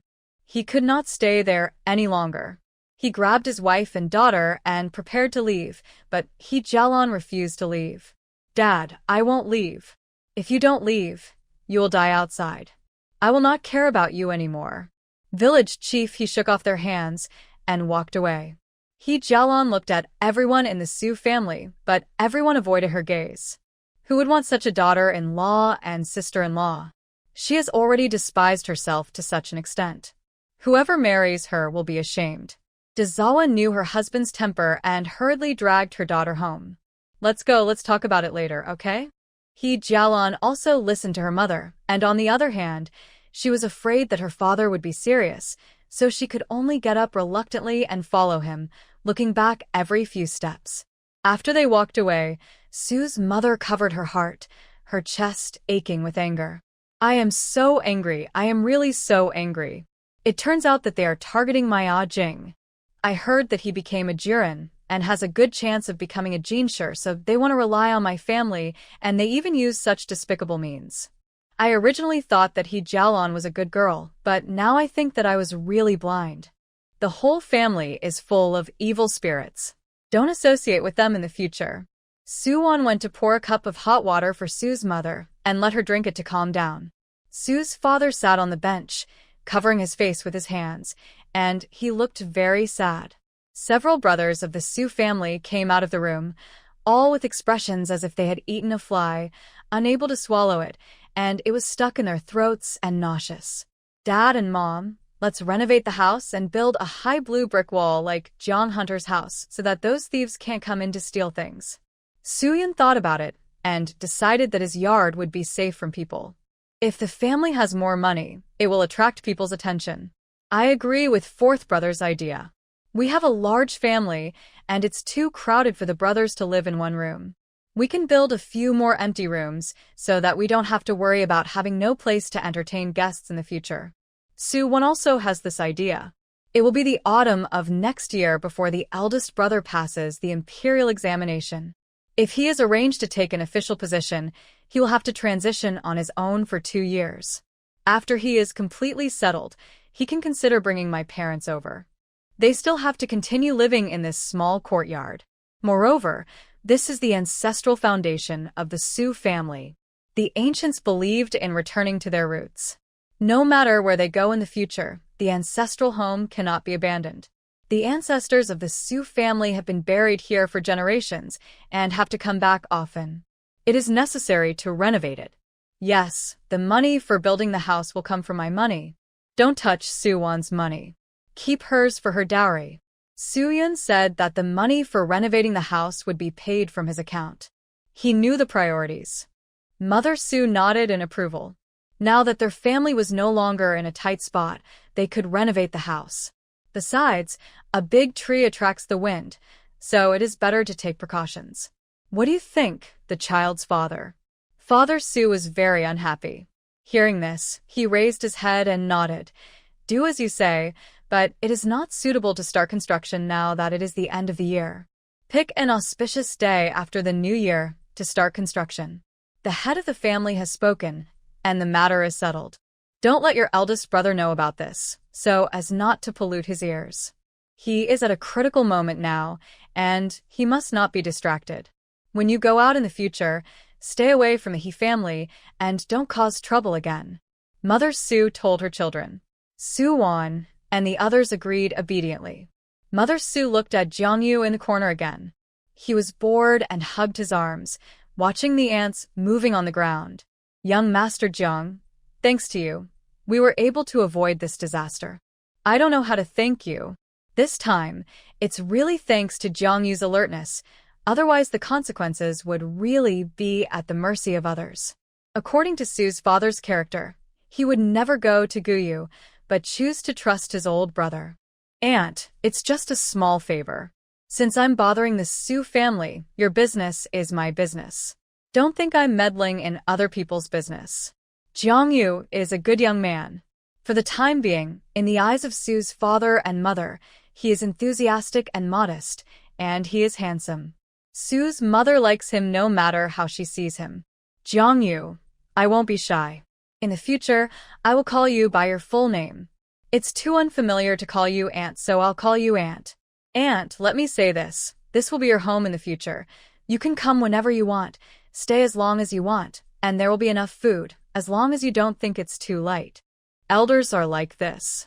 If a young man does something to make her happy, she will like you very much. That's right, brother you. From today on we are brothers. Don't be so formal. Soo-yun is so heartless. He used to be against Jiangyu. Now that he did a good thing, he completely let go of his prejudice and wanted to be his brother. He went forward to hold Jiangyu's shoulder. The 15-year-old boy was a head shorter than him, so he had to stand on tiptoe. Suwon couldn't help but laugh. He squinted his eyes while laughing. He looked very cute and silly. Yes, Jiangyu, our family is grateful to you this time. You can live here with peace of mind in the future. Just like your aunt said, just treat it as your own family. Father Su also spoke. Okay, it's better to obey than to be respectful. Jiangyu clasped his fists and bowed to everyone. Fourth brother, your order is coming soon. You have to prepare quickly. And Dad, can you go to the next village to collect eggs tomorrow? Seeing that Father Su was in low spirits, Suwon wanted to find something for him to do to divert his attention. Tomorrow I will go with Dad. We can collect more together. Su-chun took the initiative to take the job for himself. Okay, let's go to Zijiling to collect eggs tomorrow. Father Su also regrouped. He originally wanted to drink a little wine to relieve his sorrow at night, but his daughter had assigned him a task, so he had to take it seriously. At the end, everyone went to work. Su-yun and Su-yi were still dizzy after being drugged by smoke, so they went back to lie down. Mother Su went to cook. Father Su helped him watch the fire, and Su-chun sneaked out to find his master. Only Su-won and Jiangyu were left in the yard. Su-won helped to pick vegetables, and Jiangyu also moved a bench over to sit down. What a heartless little guy. He didn't even say a word of thanks. Jiangyu's faint voice came, and Suwon raised her head to see his slightly melancholy face. Suwon couldn't help but chuckled. What are you laughing at? Is it funny? Jiangyu tilted his head to look at her. Suwon thought you're still being sarcastic, as childish as a primary school student. Not bad. Jiang Yu raised his eyebrows, took a handful of green onions, and began to peel the dry leaves. A faint voice came again. "Oh, what a sin. It's hard work, and I can't please someone." Suwon couldn't help it and looked directly into his eyes. Jiang Yu also looked at her without hesitation. His affectionate peach blossom eyes were rippled. Suwon was still defeated first. She took a deep breath and then said solemnly, "Thank you for your help, Mr. Jiang. I am very grateful." Jiang Yu listened and nodded with satisfaction, waiting for her next words. "That's all? What else do you want to hear?" Suwon was confused. She felt that she was sincere enough. Okay. He won't embarrass this little girl. She is still young. Let's wait until the little girl grows up a little bit. After returning, the He family stayed indoors and didn't go out. They were also afraid of running into the Su family. It was very embarrassing. The next day, Su Yun and Su Yi had recovered a lot. In the afternoon, the family began to make shakima. Thanks to the help of Su's mother, the efficiency was getting higher and higher. 200 custom-made shakima must be delivered to the people tomorrow afternoon. When it comes to making money, everyone is very active. Early in the morning, Su's father and Su Chen went to Zijiling village next door to collect local eggs. When they came back in the afternoon, they brought back 500 eggs. The basket couldn't hold them all, so they hired a bullock cart from the village to deliver them. The demand for eggs is high, so they have to continue to collect them. After delivering this order, another big market will come, and they also have to prepare 200 packs of shakima to sell. There are peanuts at home, and Suwon made 10 kilograms of drunkard peanuts, which will be sent to the Liu family as a gift. This drunkard peanut is the best to go with wine, and it tastes better than ordinary fried peanuts. In fact, drunkard peanuts can also be regarded as a business opportunity. It is simple to make and economical. Perhaps its business can be expanded. When watching Suwon making drunkard peanuts, Su Yun was also learning from her side. An ordinary peanut can become unique in her hands. He now looks at Suwon with a little admiration. In the evening, a dish of peanuts was prepared for Father Su to go with his wine. He ate the peanuts with great relish and seemed to have forgotten the unpleasant things that happened before. After the meal, Su Chen took a small bag and secretly filled it with peanuts. When it was almost full, he weighed it and took out a little more, fearing that he would be discovered if he took too much. 10 pounds of peanuts for drunkards is a big bag, and it would not be discovered if he took some away. Suwon saw the sneaky scene of the third brother at the door, and she pretended not to see it and went back to the room. Su Chen tied the small bag and checked it carefully to make sure that the bag would not leak before leaving the yard. He must have gone to find his master to send him delicious food, because Uncle Jiang is also a drunkard. Suwon thought the third brother was very cute and tried hard to keep this secret from others. Tomorrow, a few pounds will be given to Uncle Jiang, and a few pounds will be left for her father to go with wine. The rest will be given to the Liu family as a favor to make them famous. The next day, the brothers Su Yun and Su Yi went to deliver the goods, but Suwon didn't care.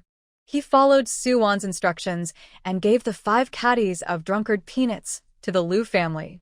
The Liu family had a wedding, and when they paid the final payment, they gave him another 2 taels of silver as a reward.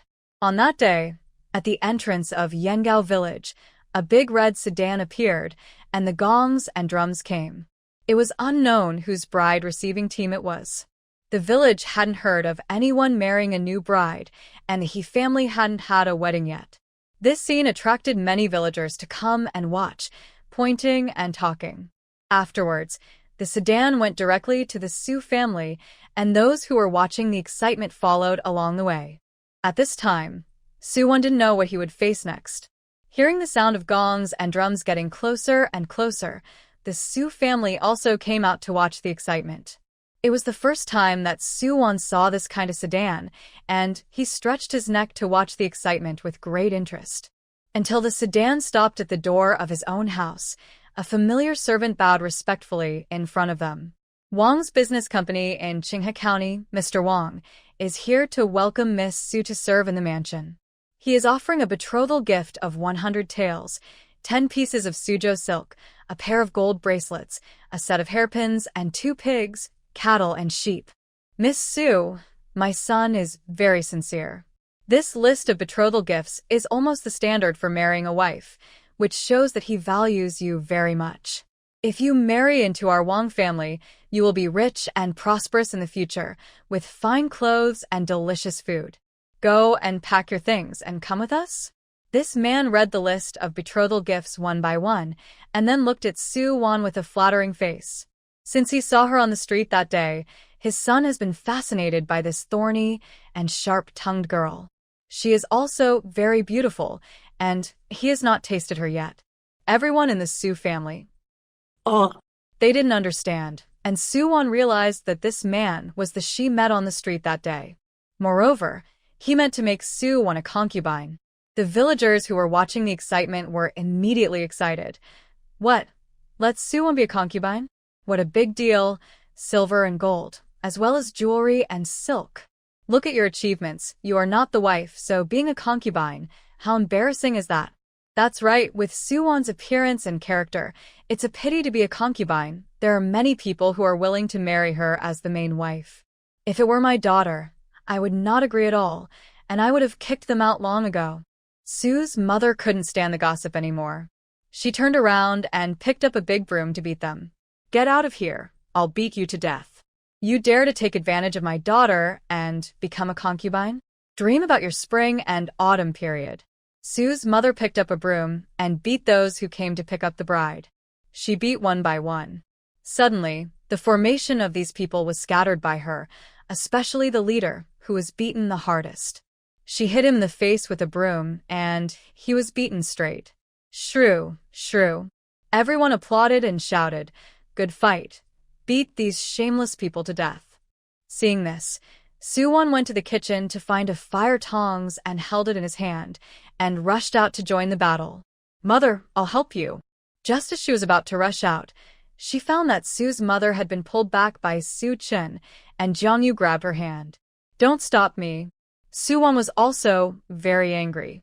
When she looked up, she saw that Jiang Yu's face was so gloomy that it could freeze. "You don't have to do anything for this kind of thing." After saying that, he walked out with his hands behind his back. Mother Su was still cursing. If Su Chen hadn't stopped her, she would have gone crazy. With a heart-wrenching scream, Jiang Yu had broken the wrist of the leader. The sound of the bone breaking was particularly crisp, and his face was distorted with pain. Seeing this, the other people who came to pick up the bride rushed up one by one. Su Chen hurried to help, but Jiang Yu said slowly, "I can do it alone." After saying that, he kicked one of them away with a flying kick, and then there were screams one after another. After about 30 seconds, more than a dozen people were lying all over the place, wailing while holding their hands in pain. Jiang Yu himself didn't even take a breath, and after tidying himself up twice, he returned to his original state. It was as if he was just passing by. The onlookers were stunned for a few seconds, and then they heard a burst of whys.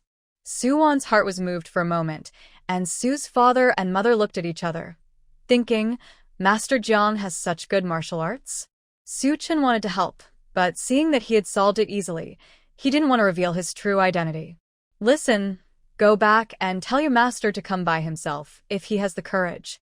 I will let him come in vertically and leave horizontally." Jiang Yu stepped forward and stepped on the man's face, saying something cruel. These people were trembling with fear, and Jiang Yu lifted his feet, a little disgusted. "Why don't you take your things and get out?" As soon as the voice fell, the leading servant got up with difficulty, took their betrothal gifts and ran away, but forgot the sedan chair. "Are you not taking the sedan chair away, planning to keep it for you?" Jiang Yu said sinisterly, and those people came back and carried the sedan chair away, each of them with trembling lips. After they left, the scene broke out in warm applause. "Good job. Well done. Jiang Yu is so awesome." The Su family also joined in the fun, and Su's mother said, "Yu is so awesome." In just a moment, her attitude towards Jiang Yu changed again, and her favorability reached the ceiling of 100. "Aunt, you are too kind." He smiled and spoke in a gentle tone, which formed a sharp contrast with his ruthless and cruel appearance just now. "Jiang Yu, you beat them like this, they won't come to seek revenge, right? This young master of the Wang family is a famous An old lady muttered beside her. Last year, a girl from the village of a distant relative of mine was favored by him, and she was also forcibly taken away in a sedan chair, but the betrothal gift he gave was far less than this time. The girl had several sisters, and her parents sold her for 30 taels. Seeking revenge? Come on, the barefoot are not afraid of the shoes. We are poor, and the worst that can happen is that we fight to the death. I will never sell my daughter. I have only this one daughter in my family, like a treasure. Whoever dares to think about it, I will break his legs, bah. Father Su put his hands behind his back, his face full of anger, and spoke with certainty. Su-won almost broke his defense. It's so nice, this feeling of being protected and cherished by family. I really want to have it forever. A girl who lacks love is too eager for this kind of affection. When Su-chun heard the last sentence, he subconsciously glanced at Jong-yu, only to see that he was calm and still smiling. Was it his illusion?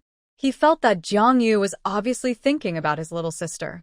The Su family was lively for a short time, and the onlookers scattered like birds and beasts.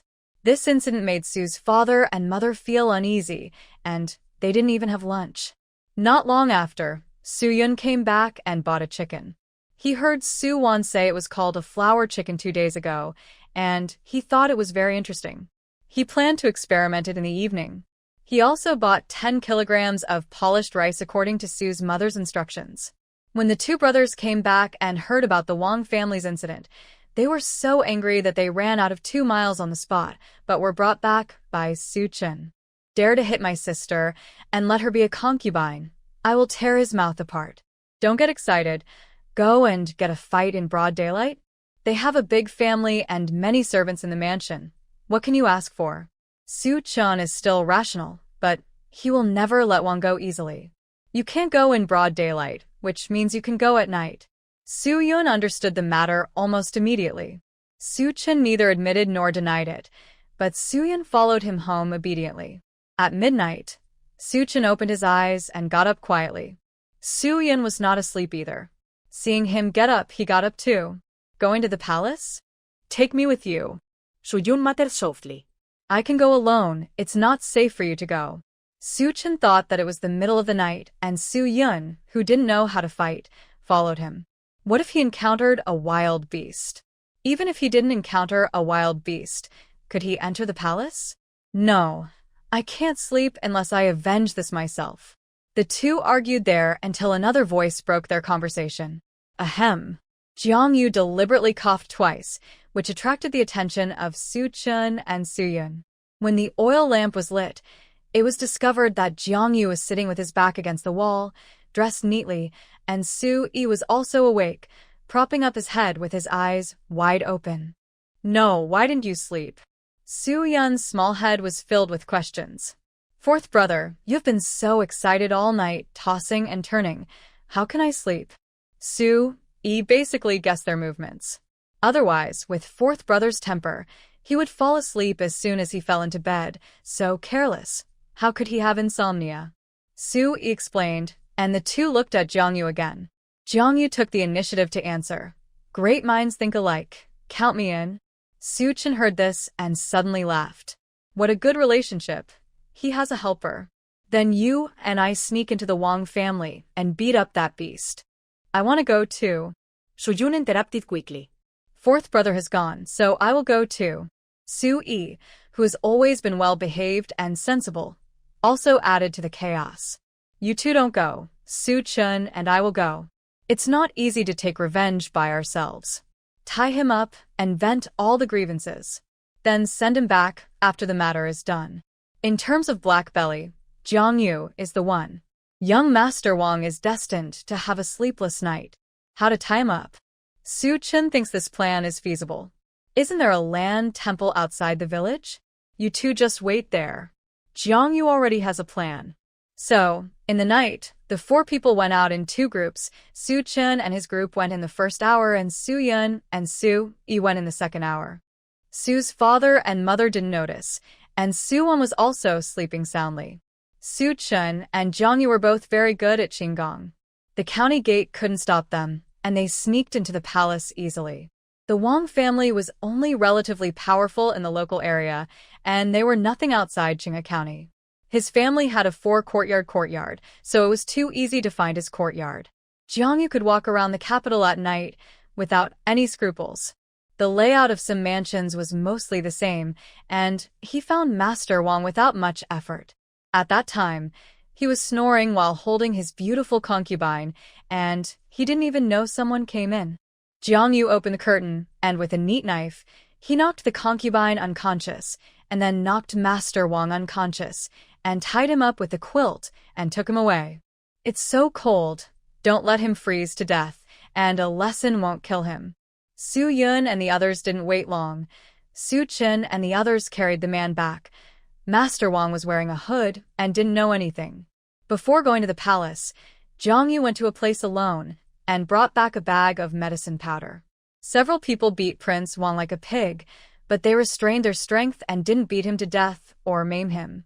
Let you be arrogant. Let you be inhuman. Su Yun beat him the most fiercely. Prince Wang, who was wearing a hood, was awakened by the beating. He kept wailing and muttering that he wanted to make them pay. After a while, Jiangyu poured medicine powder into his mouth. What is this? Su Yun didn't understand. He was afraid that he would remember too much afterwards, so he gave him some medicine for aftermath. After taking this medicine, he would not be able to remember anything when he opened his eyes again, including what happened in the past half-month. Jiangyu also considered that after venting his anger, the Wang family would come back to cause trouble. He couldn't stay in the Su family forever. To be on the safe side, he let him forget. It's so powerful, give me 2 packs. Su Yun exclaimed that it was great. It would be good to have 2 packs of such a powerful medicine on hand. It would always be useful. It's gone, only this 1 pack. Jiang, you must not give it to him casually. This is not a good thing. Who can make this kind of medicine? Su Yi thought it was so mysterious. Have you heard of Master Sun Beidou? He is a master of both medicine and poison, and is known as the medical saint. This medicine was made by him. Jiang Yu was also patient and answered every question. But Su Yi shook his head. He grew up in a small village. How could he know all this? You know such a powerful person? Su Yun's focus was rather strange. He didn't know him. He saw the medicine at Wang's house and took it. Jiang Yu was also talking nonsense without thinking. How could Su Chen not know whether it was something from the palace? But these 2 people were the kind of people who covered each other up, one protecting the other. Jiang Yun has said that Jiang Yu's identity was not ordinary and asked him not to disclose it. So, he just pretended not to hear it. Okay, stop talking. Carry the person back first. If you delay any longer, it will be dawn. After tossing for half a night, Su Chen and Jiang Yu carried the person back to the palace. Those good-for-nothings in the palace didn't find anything. When they came back, it was already dawn. Su's father and mother got up almost before they had lain down for long. After a sleepless night, the 4 of them slept until noon. Mother Su did not call them. The children had been working hard recently, so she only left them food.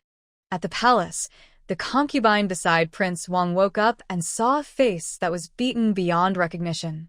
She was so scared that she screamed.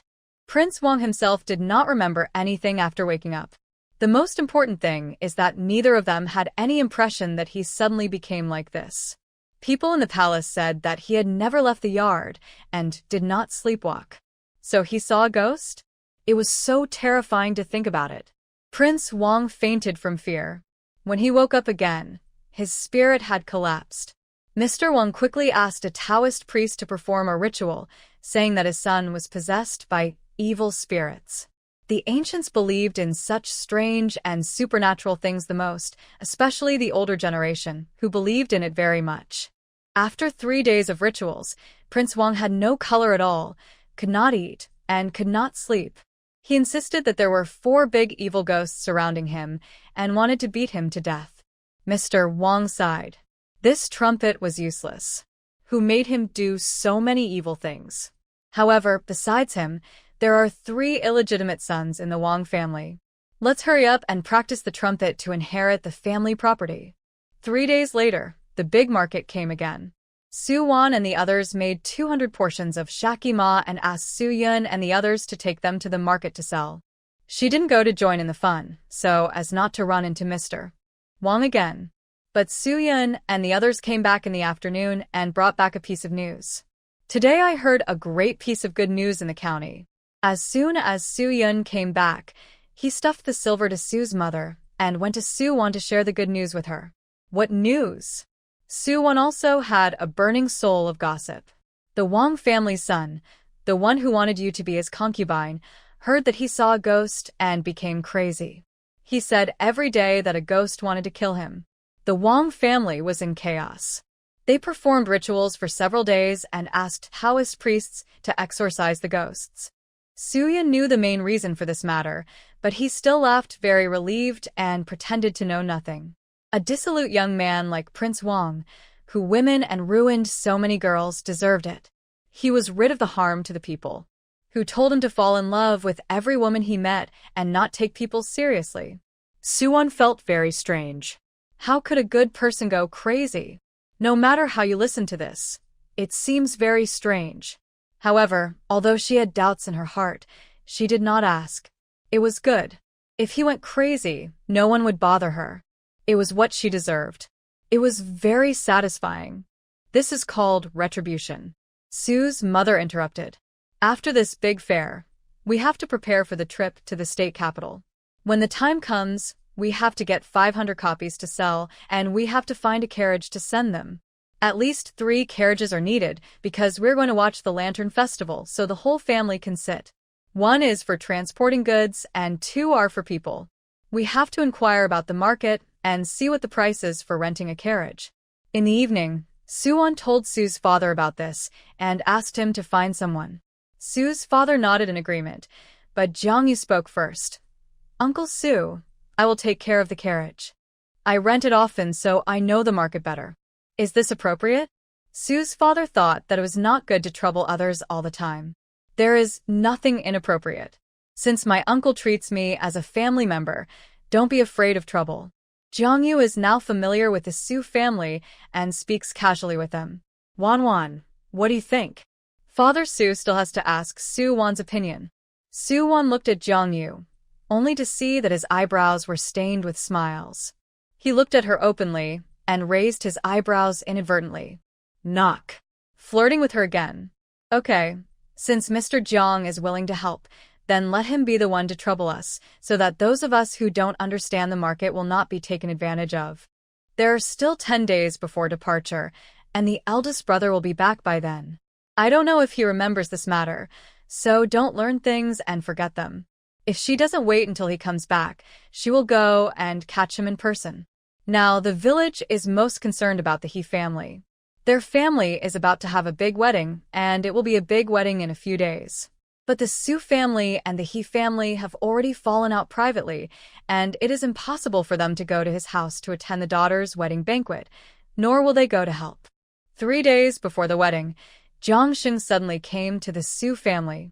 He came to find Jong-yu, but Jong-yu went to deal with the carriage and was not there. Su-won really didn't know how to connect the two of them. Why did they know each other? Jong-shung was a little disappointed when he saw Jong-yu was not there and turned to look at Su-won. Miss Su-won, I came here today to sincerely invite your whole family to my house for a drink. I have heard a little about you and my father-in-law's family. In the past, you have helped Jiao Xing many times. Jiao Xing wanted to invite you to my house to watch the ceremony, but she couldn't go out casually before getting married and she couldn't talk, so she asked me to invite you. Okay, I will go to your house and I will also go to share in the joy. By the way, why did Aunt Xiaohua suddenly agree to your business? Su-won readily accepted his invitation. Jong-shung is a good person and a responsible person. She will support him. However, she's been curious about this matter for a long time, and today, she will take the opportunity to ask more questions. Speaking of this, Jong-shung's eyes suddenly became red. I came here today to specially thank Mr. Jong and invite him to my house for a meal. When we met on the road that day, Mr. Jong recognized my voice and asked me if I was Jong-shung. I said yes, and he threw a bag of silver to me without saying a word, which was as much as 40 taels. I was puzzled at the time. Mr. Jiang said that it was the silver given to me to marry Jiao Xing, and it was a loan to me and I had to pay it back in the future. This 40 taels is not a small sum. I was afraid that it would be difficult to repay, so I refused to accept it. He said that there is a long time to come and told me not to worry. He couldn't bear to see lovers separated, saying that it was a good deed and a virtue. He also scolded me for being a real man and not being cowardly. If I hesitated any longer, the girl I liked would become someone else's. He asked me if I had the heart to see her suffer. Of course I couldn't bear it, so I accepted his silver and signed a promissory note. He said that this matter should not be publicized. If he was not around in the future, I should just return the silver to Miss Suwan. Suwan was quite surprised to hear this fact, because she didn't expect that this matter was actually related to Jiangyu. Obviously, these two people have nothing to do with each other. He will be back in the afternoon, and you can come to him in the evening. It's good. Now you and Jiao Xing are also lovers who have finally got married. Live a good life, and don't let him down. Jiangyu was so gentle, which was unexpected. Didn't the original book say that he was cold and ruthless and selfish? Now it seems that it is not entirely true. He was just limited by the plot. What she sees now is the real him. Thank you, Miss Suwan. I will go back first. Jiang Sheng bowed to her. His eyes were still red, and he was moved by what he just said about Jiangyu. In the evening, he came again in person and invited Jiangyu to drink his wedding wine and arranged a seat for him. Jiangyu would naturally not refuse the sincere invitation. At that time, the Su family would attend the wedding banquet. Suwon had never seen the ancient version of the Hall of Worship and was very curious. Jiangyu showed off his martial arts in front of the people in the village a few days ago, and now all the girls in the village came to see him. From 11 or 12 years old to young widows around 30, they passed by the Su family courtyard from time to time and looked inside. The courtyard, which had always been remote and quiet, suddenly became lively, and there were many people who came to chat with Su's mother. In the village, there were many people who said that Jiangyu was the future son-in-law of the Su family. After all, he lived in the Su family for a long time, and he had a close relationship with Suwon on weekdays. The brothers of the Su family also played well with him. It was hard not to think too much. Moreover, Su's father and mother were instructed to announce to the public that they were distant cousins. In ancient times, cousins could marry each other, and distant cousins were even more possible. Some women who were on good terms with Su's mother asked when the two would officially set a date when they came to play at home. This was not within the scope of Su's mother's cognition. How could she not know that her daughter and Jiangyu were going to get engaged? Although she was confused, she still smiled and explained, "The child is still young. There is no rush." Anyway, she has never admitted it directly, and she will not admit it when the time comes. She really likes Jiangyu, this child, who is tall and handsome, good at martial arts, and full of security. If she marries him, she believes that he is worthy of reliance. However, it is obvious that he is not a son of an ordinary family. He is from Kyoto. Their family background is really not suitable for him. It's not that she is putting down her own daughter.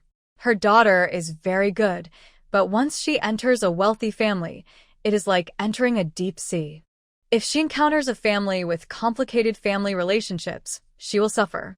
On the 25th, the He family held a wedding banquet for their daughter, and on the 26th was the wedding banquet for Jiang Xing's family. The Su family did not go to the He family to help. The two families have always been on good terms. It is no secret in the village. In such a scene, they did not come to help. It is obvious that they have broken up. There are many onlookers. Everyone wants to know the reasons, so they ask both sides. The Su family disdains to speak, and the He family is difficult to speak, so the gossipers can't ask the reason. The He family knew they were in the wrong and had no face to invite them, so they just brushed it off. In the early morning, the Jiang family went to pick up the bride, beating gongs and drums, and marrying her in a formal ceremony, making it very lively. He Jiaoxing wore a bright red wedding dress.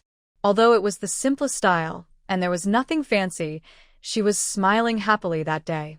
Sue's mother brought Sue on to work in the Jiang family, so she saw the scene of the brides pick up with her own eyes. Jiangxing's mother was in high spirits because of the happy event. She looked much better and forced herself to get up and take charge. Jiangxing was more casual. He wore a set of clothes without patches, which were neither new nor old. He just made do with the wedding ceremony. He lived in poverty, but he tried his best to give He Jiaoxing a decent look. The dishes on the table were pretty good, and the specifications were also not less. Suwon was very happy for He Jiaoxing. Seeing her smiling so happily, Zhang Yu came wearing a mask during the banquet. The Su family sat at the same table. Although he sat at the top seat, they were all family members and others would not worry about it. But it was still quite rare for the whole family to come to the banquet, but they were specially invited by the host family, and they also did a favor. Sue's mother followed Suwon's instructions and gave a favor of 1 or 2 taels of silver, which was particularly generous. Jiangsheng brought Jiaoxing to toast Zhangyu, which was just ordinary rice wine. Zhangyu drank 3 cups in a row and said a few words of blessing, such as a long-term happy marriage and a son soon. After that, the Su family also drank a cup with the couple one by one. The rice wine was not spicy, but it was bitter when it entered the mouth, but it was sweet aftertaste. Suwon drank a cup, and her face was a little distorted when she drank it, but after tasting it, she was a little drunk and drank 2 more cups in a row. After 2/4 of an hour before the banquet was over, she was already drunk, her cheeks were slightly red, and her neck was also pink. She felt dizzy and looked at Sue's mother next to her for help. Sue's mother saw that she was drunk at a glance and laughed and joked. "Oh, R11 is drunk. Look at her blushing face. It's okay. Drinking some rice wine won't hurt your body. If not, Daddy will carry you home later." Father Su looked at Suwon lovingly. Suwon smiled silly and nodded. Suyin thought it was funny and complained at the time, "Suwon, you look so silly." Suwon glared at him when she heard that. Because she was a little drunk, her cheeks looked puffy, which made her look even cuter. Zhang Yu's gaze wandered over her face, without any disguise. The affection in his peach blossom eyes could not be seen as true or false. Because he was usually like this, he raised his hand and drank another glass of rice wine, revealing a satisfied and comfortable smile, with his eyes slightly closed. At this time, the good wines he usually drank were not as sweet and simple as this aged rice wine. The most pleasing thing was the endless sweetness. He used to love strong liquor, but now he has changed his mind about this sweet wine. After the banquet, Suwon staggered. This rice wine was also more than 10 degrees. Suwon, who was not good at drinking, staggered when she walked. Sue's father kept his promise and carried her home on his back. Sue's mother also got hot water for her to wash her face and feet, and then covered her with a quilt and let her go to sleep. It snowed at night, not heavily but fluttering, and her feet were a little cold at night. The next morning, Suwon was happy. There was a thin layer of snow on the ground, and the mountain tops were dyed white. The air was filled with the unique freshness of snow. Southern girls rarely see snow. Qinghe County is between the north and the south. There is snowfall every year, but it is not particularly much. Unlike the north, when it snows, it will accumulate to the ankles, and it is a problem to go out. The eldest brother promised to come back 3 days before the new year, and the date has come. If he is not seen today, let the third brother pick him up. In short, he can't stay in the academy any longer. At Zhongyan Academy, Su Jing has talked to the teacher several times, but has not received a response. Anyway, in a word, it is better to stay in the academy and study with peace of mind during the critical period. I have already promised Wanwan. If I break the promise, then the image of me as a big brother in her heart will be greatly reduced. After so many years of hard preparation for the exam, he has already learned everything he can learn. Memorizing by rote is useless. Applying what you have learned is the hard truth. Su Jing was somewhat helpless about the old-fashioned policy of the academy. He wanted to reunite with his family, but he could not go against his teacher's words. Just when he was at a loss, Su Chen came and said that his family members were not feeling well and asked him to go back to see them. Now that he was using this excuse, there was no reason not to let him go, right? But Su Jing really thought that his parents were not feeling well, so he packed up his things in a hurry and went back with Su Chen. Su Mu was also there, waiting at the gate of the academy with a bag on his back. He was wearing new clothes made by Su Wan, which was very warm. Su Chen also asked him to go back all the way today. Su Jing realized that it was just a set of excuses after he left the academy. Su Wan guessed that he could not get away and asked Su Chen to say that. Today is the 28th. The family is already making shaki ma to sell in the state capital. It will be finished overnight, and the family will go to the state capital early tomorrow morning. Jiangyu has arranged a carriage, and they can set off as long as their eldest brother comes back. Hearing that it was a false alarm, Su Jing was relieved. He packed all his clothes and books. He did not plan to continue studying at the academy after the new year. Knowing that his elder and second brothers were coming back, Su Wan specially asked Su Yun and Su Yi to go to the county to buy mutton yesterday. They bought 5 caddies of mutton. When they saw wild blackfish, they also bought a few. This thing is the most nutritious when stewed in soup. After so long, the trap dug by Su Chen and Jiang Yu finally received good news. When the two of them went up the mountain to check, a wild boar fell into the trap and was already dying. After the snow fell, a layer of white quilt was added to the trap to better cover the hole. The wild boar also learned to be smart. It was fooled so many times that it learned to avoid the trap. As a result, it was blinded by the snow and fell in accidentally. Su Chen has been following his master for so many years and has been hunting with him. He has some experience. When it snowed, he couldn't wait to ask Jiang Yu to go up the mountain to check. After several failed attempts, they didn't have much hope.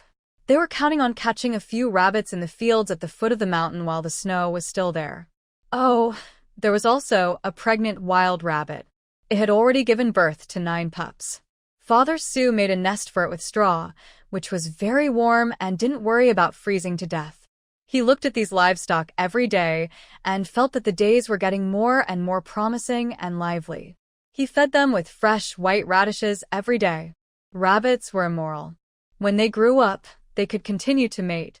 In the future, there would be more and more rabbits, and the family would not lack meat to eat, and they could also sell them for money. The wild boar in the trap weighed more than 200 kilograms. Uncle Jiang carried it down with them. When the time came, he would cut 10 kilograms of meat and give him a pig's trotter as a reward. The 240-kilogram wild boar was caught just before the end of the year. The Su family would have a fat year this year without lacking meat.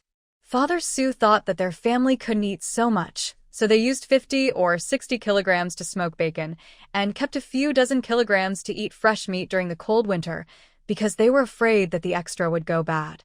The offal such as pig stomach, pig trotters, pig liver, pig intestines, etc. all need to be kept, which weighs dozens of kilograms in total. His 2 good friends came to help kill the pig and invited them to a pig-killing dinner.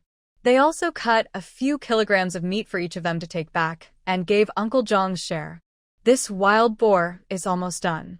The pig blood is used to be boiled in the pot and eaten. Su-won is going to stew the pig head and make it into braised pig face meat and braised pig ears. There is ready-made soy sauce, which can be used to make brine. Su Jin and Su Mu returned home, and they didn't expect the house to be so lively. There are chickens and rabbits, and there is a lot of pork hanging on the stove. Lamb slices, pig blood pieces, and braised pig face meat. Su-won stewed it overnight last night, and the taste was widely praised. Su's father said that it was another good dish to go with wine. But it would be even better if there was chili oil. As soon as Su Jing and Su Mu stepped into the house, Su-won came to pick them up. Big brother, second brother, you are finally back. Go slowly. The floor is slippery. Su Jing held her arm, fearing that she would fall. Are you cold? There's a stove in the room. It's warm. Come in and warm yourself by the fire. The 2 brothers put their things back in the room and then gathered around the stove in the room to warm themselves by the fire. Su Jing greeted Jiang Yu when he saw him at the door. You long time no see, how are you? He hasn't been back since he left the house, and it's been several months since they last saw each other. Brother Su, I'm well now. Thank you for your concern. Jiangyu politely clasped his fists towards him. They sat together and talked about the recent things at home. Sumu realized that so many things had happened when he was not at home.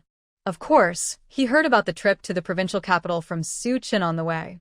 Even his eldest brother in the academy knew about it, but he didn't know. Suwon didn't tell him in person. He thought to himself it's not surprising, but he didn't say anything after all. The food on the table was all hard dishes, basically all meat, and the rice at home was now eaten as much as you want, without worrying about running out of money to buy more. The family finally got together and had a good meal. Father Su was so happy that he drank a few more glasses of wine. In the evening, Suwon asked Su Jing how he was doing with the policy theory on flood control. Su Jing nodded, adopted Suwon's suggestions, and added some ideas of his own. During this period, he kept looking for books that recorded this aspect, learning from each other's strengths and weaknesses, and constantly improving it. He even drew a drawing himself, which was about dam construction. After Suwon looked at it, he thought it was pretty good, and it had a bit of the flavor of Dujianjian. My eldest brother is really smart and knows how to convert. The design of this drawing is not bad, but I don't quite understand it. It mainly depends on the results after practice. Suwon said as he returned the drawing to him. I hope I can have the opportunity to practice. This is just a casual drawing of mine. It cannot be adopted. I need to improve it. I can't figure it out by thinking about it. Only by going to the disaster area in person can I prescribe the right medicine. In fact, I have another idea, but I don't know whether I should write it on the policy paper. What idea? Big brother, tell me? Suwon is very interested. If the palace examination is really a policy paper, I will write this proposal in the policy paper. I understand that the Shuanhe River Basin is very poor due to floods, mainly because taxes have not been reduced. The people's lives are not easy, and they have to pay the same taxes as other places. At the same time, they have to bear the impact of floods, resulting in many places no harvest and many refugees abandon their hometowns and pour into other towns, which also brings a lot of trouble to these cities. But if the taxes in the Shuanhe River Basin can be reduced, it will definitely reduce a lot of burdens for the local people. They will also be willing to return to their hometowns, continue to farm, plant trees, and when the floods are solved, life will get better, and Shuanhe will become more and more prosperous. Hearing what Su Jing said, for some reason, Suwon was actually a little relieved. Her elder brother is indeed a rare talent. He is more concerned about the people, worried about the country and the people. Only when he becomes an official in the future can he truly benefit the people. The elder brother looks at things with a long-term vision, a delicate mind, and considers the people everywhere. If there are more people like you among the officials, there will be fewer people suffering in this world. Wanwan thinks too highly of me. If I can't even get into the palace examination, what's the use of having ambitions? Su Jing is still not confident enough. After all, there are too many capable people in this world. Can he rank among them? Big brother will definitely be able to do it. Even if you fail, so what? You are just a young man, there are plenty of opportunities. Gold will shine everywhere. Although the pearl is covered with dust for a while, the fact that it is a treasure cannot be changed. It just waits for someone with a discerning eye to recognize it. I learned this from Jiangyu, and it is just right to comfort Su Jing now. Only Suwon would comfort him like this. Others may encourage him, but they can't give him the right guidance. Thanks to Wanwan's constant comfort, I can feel a little more at ease. He is now a student waiting for the college entrance examination. The turning point in his life has come, and it is time to decide whether his future path will be broad or narrow.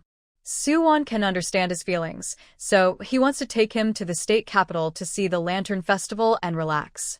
The next morning, the carriage arranged by Jiangyu arrived at the door of the Su family early. The family came out to see, wow, 3 luxurious carriages, all pulled by 2 horses with coachmen. They are all strong young men in their early 20s, sitting there, serious. The first 2 carriages are equipped with stoves with charcoal burning inside. The carriages are slower than horses running alone because they have to carry heavy loads, and it takes 3 hours to get from here to the state capital. For the sake of stability, the speed does not need to be too fast. Last time, Su Chen rode the best horse and galloped to the provincial capital, but it took more than 2 hours. The last carriage was a little ordinary because it was used to carry Shikima. Su-won specifically asked Jiang Yu to rent a roofed one for fear of bad weather. "How is it? Are you satisfied?" Jiang Yu smiled gently, as if asking for praise. "Are you sure that this is a carriage that can be rented for 3 taels of silver?" Su-won was a little skeptical. He came back and said it was 3 taels, so Su-won gave him 3 taels. At that time, she thought it was quite cheap. After all, it was just a round trip. Now it seems that 3 carriages and 6 horses have arrived at the provincial capital. The feed for the horses alone is almost 3 taels. Doesn't the boss make money? Yes. Jiang Yu answered directly. Su-won knew that this guy used his personal power, but he didn't make it real. It was a bit too fake. "Are you not satisfied?" Jiang Yu frowned and looked at him with a slightly aggrieved expression. "Satisfied? How can I not be satisfied? This is too cost-effective. We got a bargain for our parents." Su-won took Su's mother's arm and smiled while cheering him on. "Yes, this carriage looks more magnificent than those of the gentry's family." Affirmation from Su's mother. To be honest, the landlords and wealthy businessmen in Qinghe County really don't have such specifications.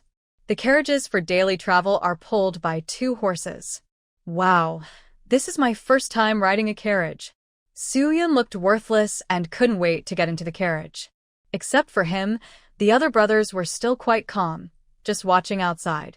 "Okay, hurry up and move all the things onto the carriage. The road to the state capital is far. Don't delay. Go into the city early to find a good place to live." Su-won gave an order, and the brothers all started to move. Su-won has decided that the price of this shakima will increase when it arrives in the state capital. It costs 18 won per packet. A total of 530 portions were made. The remainder is used for free tasting, and 90 taels can be obtained after selling them. Together with what Su-yun has saved now, the total is 200 taels of silver, which is more than enough to open a small restaurant. It can also exceed the budget and expand the scale, and even save dozens of taels to build a house.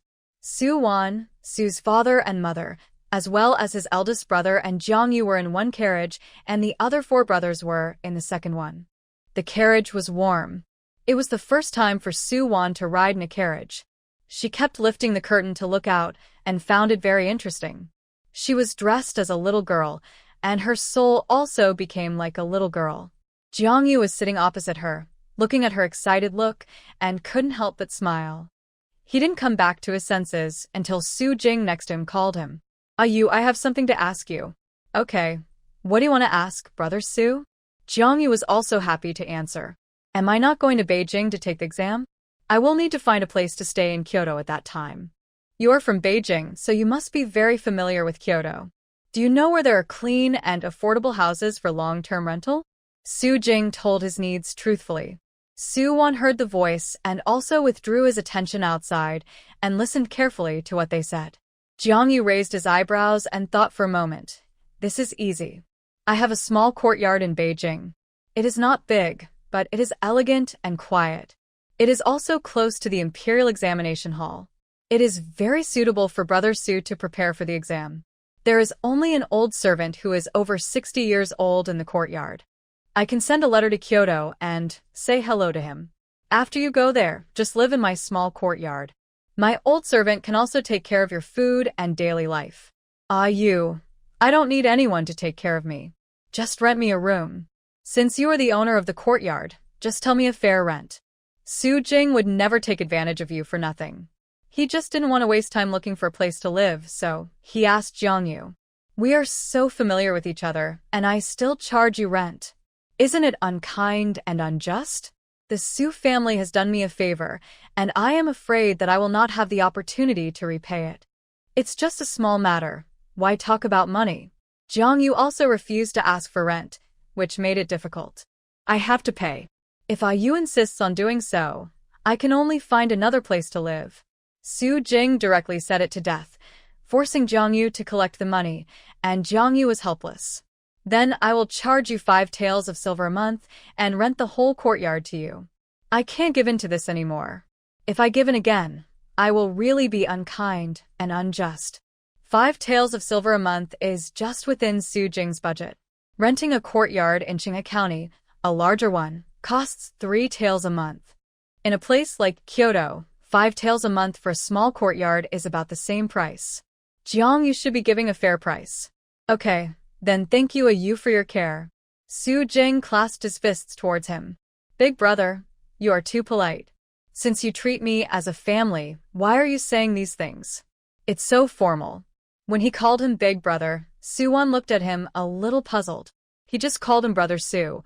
Why did he change his tone all of a sudden? However, Su Jing didn't notice anything wrong. He was still immersed in the joy of having already solved the accommodation problem before arriving in Kyoto. It was already afternoon when we arrived at the prefecture.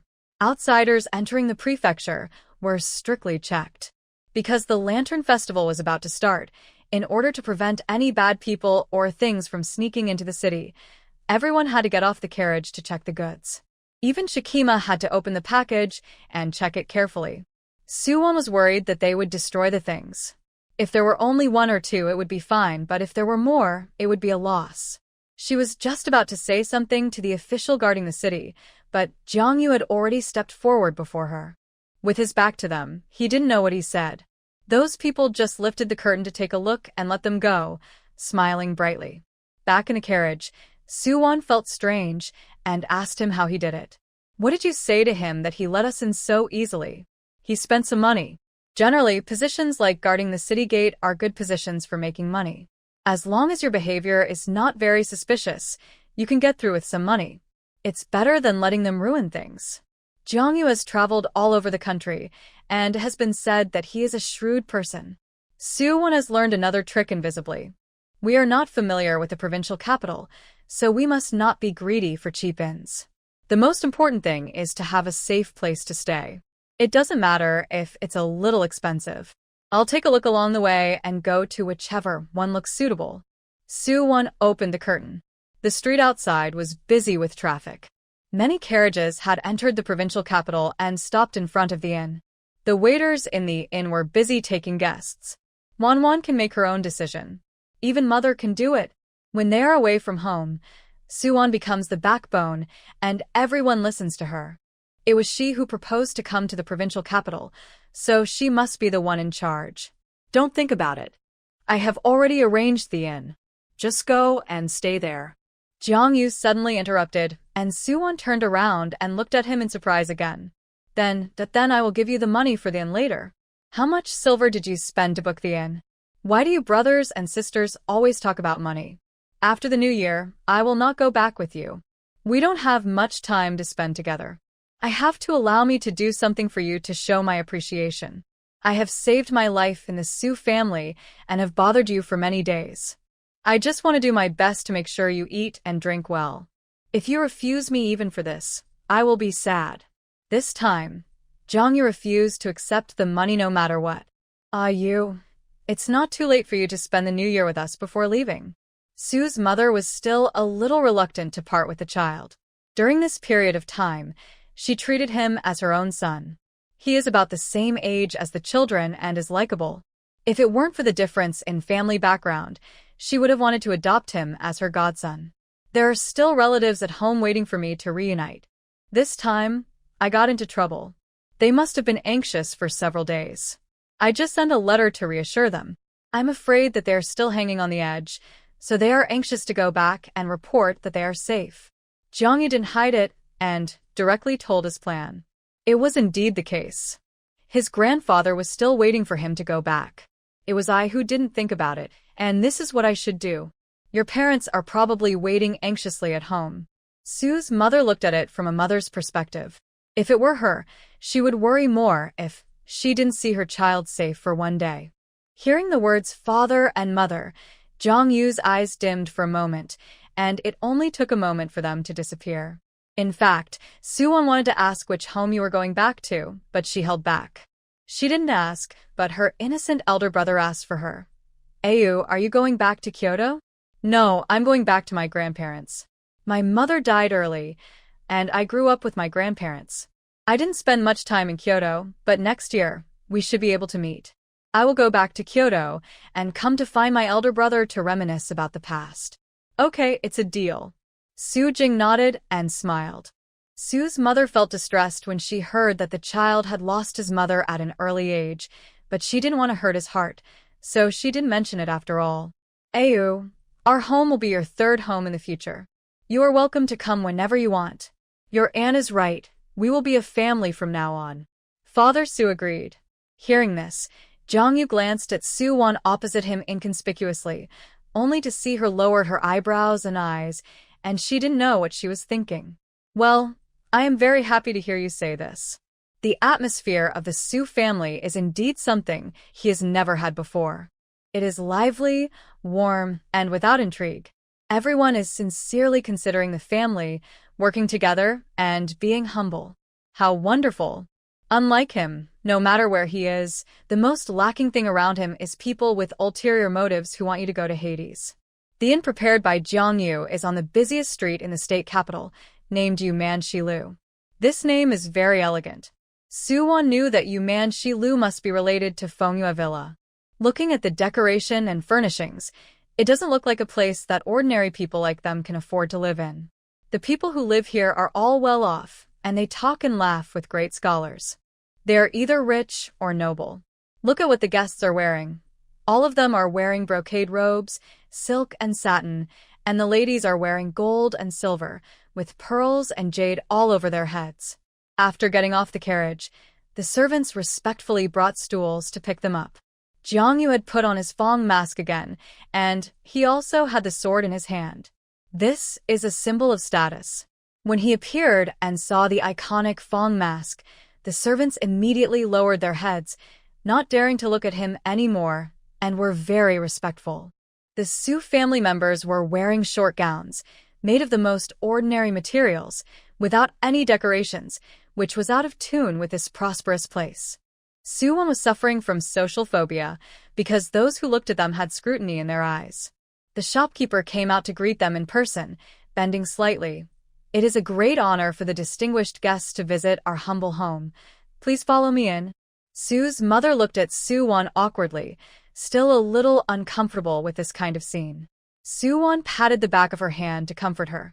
It's okay, mother. Su Yun and the others came over and saw the restaurant. They thought Su Wan had gone to the wrong place. Su Wan, are you sure this place is affordable for people like us? Su Yun didn't know the truth and felt that his wallet was in danger. What are you afraid of? Jiang Yu invited them to dinner and said he wanted to show his appreciation. Su Wan pointed at Jiang Yu's back. When he heard that Jiang Yu was going to lose money, Su Yun's worries disappeared instantly. He is not a coy person. Jiang Yu is so familiar with them. It would be a waste if he didn't cheat. Besides, he is so rich. What is there to be afraid of? Public is public and private is private. He doesn't like to dither. Everyone followed the shopkeeper into the Yueman West building and saw that the hall was decorated magnificently. There were also singing girls playing music, and the sound of stringed instruments was long and pleasant to the ears. We have prepared 6 rooms for you in total. You can allocate them by yourself. Please go upstairs with me. Their rooms are all in the Tianziho private room on the 3rd floor, with the best environment and the best view. The final allocation is like this. Su's father and mother have 1 room, Su Wan, Jiang Yu, and Su Jing have 1 room each. There are 2 more rooms, one for the 2nd and 3rd brothers, and one for the 4th and 5th brothers. After opening the door, the layout of the private room surprised everyone. There were cakes and tea on the table, and silk quilts on the couch. The fire had been lit in advance, making it warm. It was the first time for them to live in such a big and nice house. Not to mention 1 person in 1 room, even 2 people in 1 room was unthinkable. It was also because of this that the Su brothers were more determined to become the best. In the future, they would also live in such a room, the kind that they would live in for the rest of their lives. The 1st floor had prepared delicacies for everyone, and they could eat at any time. Jiang Yu had arranged everything. The carriage had been taken to the backyard for feeding, and everything was properly placed. In the wing room of the hall on the 1st floor, there was a table of Manchu and Han banquets, which were all dishes that everyone had never eaten before. Su Yun's eyes were wide open. Whether it was the presentation or the dishes, they were all very beautiful. After sitting down, everyone started to eat, because they were used to eating the dishes that Su Yun fried with soy sauce, and now they were a little uncomfortable to eat these because the taste was too light. However, Su Yun ate with gusto, tasting almost everything, and then carefully savoring its details and trying to figure out how to cook it. As expected of a dish made in a big restaurant, it was really wonderful. The thirst for knowledge in his eyes could not be hidden. Fourth brother, it is said that Yueman Shilo hires cooks. If you want to open a restaurant, you must learn more and see more. There are 8 kinds of cuisine here. If you want to learn, you might as well come here to be a cook. With your understanding of cooking, you can learn it 100% in less than half a year. Suwan began to quietly guide Suyun. If he wanted to be an apprentice, Yueman Shilo was the most suitable place. Suyun wanted to, but could he come here whenever he wanted? But would this place be willing to accept me? Yueman Shilo is not a place that flatters the powerful and tramples on the weak. To be the leader in the industry, it must have its own strengths. If you really want to come, they should not refuse you. Jiang Yu took a bite of the fish and replied calmly. If that's the case, I can't miss this opportunity. Su Yun's eyes lit up with fighting spirit. You can go talk to the shopkeeper in a while. I believe he will agree. Jiang Yu also pointed him in a direction. Suwon felt that Jiang Yu's unconscious cooperation was quite good, and she didn't have to spend much effort to talk. Su Yun stood up directly, without eating, and went to find the shopkeeper after leaving the box. Suwon was worried that he would say something wrong, so she also stood up. Dad and Mom, I will go with my fourth brother to take a look. I will go too. I am familiar with the shopkeeper and it is easier to talk to him. Jiang Yu also put down his bowl and chopsticks and went out with Suwon. Su's father and mother nodded. Then I'll trouble you. It's not a trouble. Jiang Yu smiled. After leaving the private room, Suwon's eyes were searching for Su Yun. He had already found the shopkeeper and was talking to him. The shopkeeper was a smart man. He knew that this was the young master's guest, so he was very polite and respectful. Seeing Jiang Yu coming, he subconsciously looked at Jiang Yu and saw Jiang Yu nodded imperceptibly, and he understood. As long as the young master is willing, you can come over at any time. I will arrange a job for you in the back kitchen, and then I will vacate a yard for you where the waiters of the restaurant live. Is it feasible? Unexpectedly, the shopkeeper agreed so readily, and Su Yun was a little flattered. However, he would also seize the opportunity and bow to the shopkeeper immediately. Thank you, Shopkeeper Luo. I will come after the new year. Please take care of me. The young master is polite. In addition, let me tell you about the monthly allowance of the restaurant. The kitchen helper has a monthly allowance of 5 taels of silver per month, and there are 4 days off every month, which can be arranged at will. So much? Suyun didn't expect that being a kitchen helper would have such a high monthly allowance. Yes, the waiter in our restaurant gets 6 taels a month. Because the front hall is very hard and the kitchen doesn't see guests, it's a little lower. In the whole Xiangzhou, Yueman West Building is the place with the highest monthly salary. However, the threshold here is also very high. It is definitely not so easy to enter. High-end consumption places are like this. They earn a lot and have good employee benefits. But for ordinary inns, it's good to get 3 taels. Then it's a deal. The shopkeeper must keep a seat for me. Suyun was afraid that he would regret it. Such a good job can't be lost. You can learn things, make money, and have food and accommodation. How great. Suwon listened from behind and glanced at Jiang Yu silently. Jiang Yu was also looking at her, and their eyes bumped into each other unexpectedly. Jiang Yu, thank you. She smiled and narrowed her eyes and said to him very seriously. She knew that it was because of his face that Suyun had the opportunity to enter Yueman West Building and learn from the chef. It is much better to do professional things in a professional place than to study in some second-rate inns. Sometimes it is not shameful to take shortcuts. After all, you have to learn things by yourself. How much you can learn depends on yourself. There is no shortcut, right? Jiang Yu looked at her, and suddenly bent down and moved closer. Su Wan subconsciously leaned back, and the two formed the cutest height difference. I accept this, thank you, he said in a voice that she could hear, soft and seductive. Soo-won nodded woodenly. After Soo-yun finished talking, he turned around and saw Jung-yu so close. He squeezed in between the two of them and was forced to be pushed away by Jung-yu. Don't get so close if you have nothing to do. Don't you know that men and women should not be intimate? Soo-yun is still growing up and is not as tall as Jung-yu.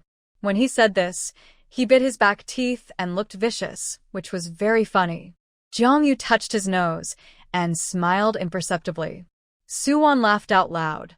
Soo-yun looked back at him and taught him, "What are you laughing at? I'm doing this for your own good. Let's go back and continue eating." He pulled Soo-won's arm and walked towards the wing room. Jung-yu followed behind with his hands behind his back, contentedly. After returning, Soo-yun told his family the good news. Mother Soo was a little surprised to hear that the monthly salary here was so high. The provincial capital is indeed different from the surrounding small towns. It is really a good place. Since you are here, you should learn to cook well so that you can open your own restaurant in the future. You must be active, understand? Father Soo began to teach his son. If Soo-yun comes here to work, it will be the first time for him to go out alone. He has no experience of living outside, and he must talk to him about reason. Dad, the fourth child is smart, don't worry about him. The eldest brother Soo-jing spoke for him. Soo-yun is the most active one among the 5 brothers. Soo-chun is socially anxious and he is a social cow. He can get along well anywhere. He believes in his own brother. Let's eat first. It's not too late to talk about these things when we get home. Mother Soo picked up a piece of meat for Father Soo. The thing to worry about now is to think about where to sell shikima. We must find a special market. Soo-won and the shopkeeper have inquired about it. There is a special patrol team in the state capital street. We have to go to the snack street that is specially used for stalls. Business is not allowed on the main street, otherwise they will be driven away by the patrol team, and after going there, they have to pay stall fees. After learning this, the shopkeeper asked her if she was going to sell something, and Soo-won told him that she was going to sell shikima. I have never heard of such pastries. The shopkeeper was quite interested for a while and asked if he could take a look. Such a big restaurant must have a demand for pastries. How could Soo-won give up this business opportunity? He immediately took him to the backyard to see it and let him taste it for free. After eating, shopkeeper Luo was very surprised and ordered 100 copies with Soo-won on the spot. If there is money, make it. No matter why he asked, Soo-won said 18 cents per copy, and the shopkeeper paid the money very happily. Let's have a good rest tonight and go to the snack street to grab a stall tomorrow morning. In the evening, someone else prepared hot water for bathing, and there were singing and dancing performances in the hall. The Soo family found everything new and enjoyed watching them upstairs, such as fire-breathing performances and flying dancers. The Moon-full West Tower was very lively at night. After eating and playing, they slept soundly until dawn. Soo-won woke up early in the morning, accompanied by Soo-yun and Soo-chun. There was no need for too many people to go, just the few of them. The carriage carrying shikima was already at the door, and took them directly to the busiest snack street. The stall fee was 30 cents a day, which was acceptable. After paying the money, they found a good location and put the things on the table. It was still early, and the street was not very busy, but there was a lantern festival at night, so the flow of people was still considerable. After it became lively, the business opened, and the things were sold smoothly, without much shouting. Because they could taste it for free, more and more people gathered in front of the stall, and it was sold out in the afternoon. The 3 siblings didn't eat yet. When they returned to Yueman West Tower, Jung-yu had already prepared food for them. Soo-won was so hungry that she ate 3 bowls of rice and stuffed herself like a pufferfish. She ate more authentically, not shy or pretentious, nor rude. Everything she ate tasted delicious, which made people's appetite increase. After selling the shakima, everyone began to look forward to the lantern festival in the evening. Soo-yun was so excited. Soo's mother and father came downstairs, and Soo-won was amazed when she saw them. The 2 had already packed up and changed into long robes and skirts.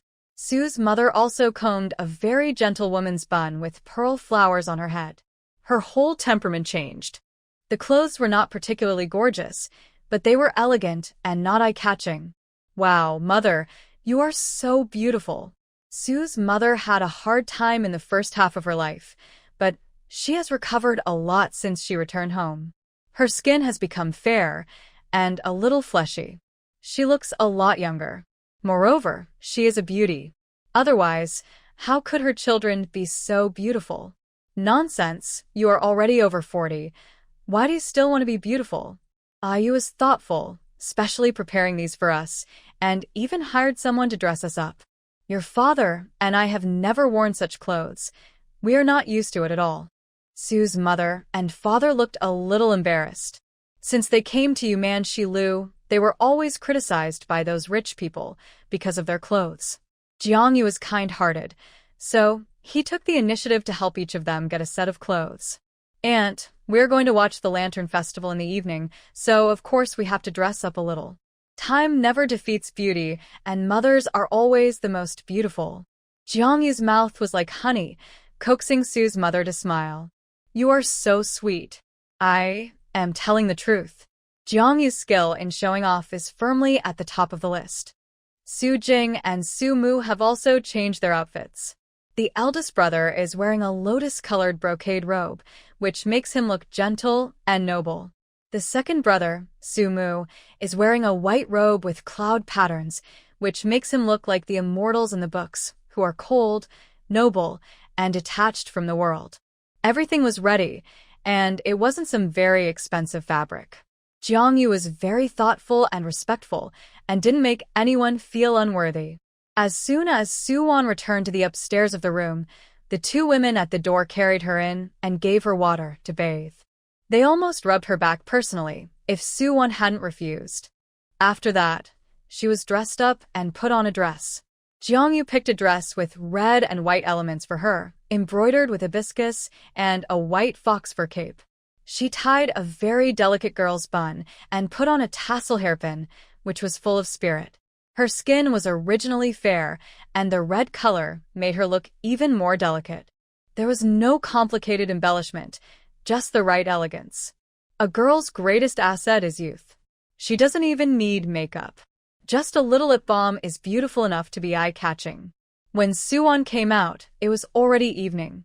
The city was already decorated with lights and lanterns.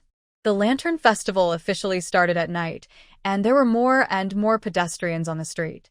Everyone finally understood why Jiangyu prepared clothes for them, because this was simply a large-scale comparison scene, men, women, old and young, all dressed up to go out on the street, which has become a tradition over the years.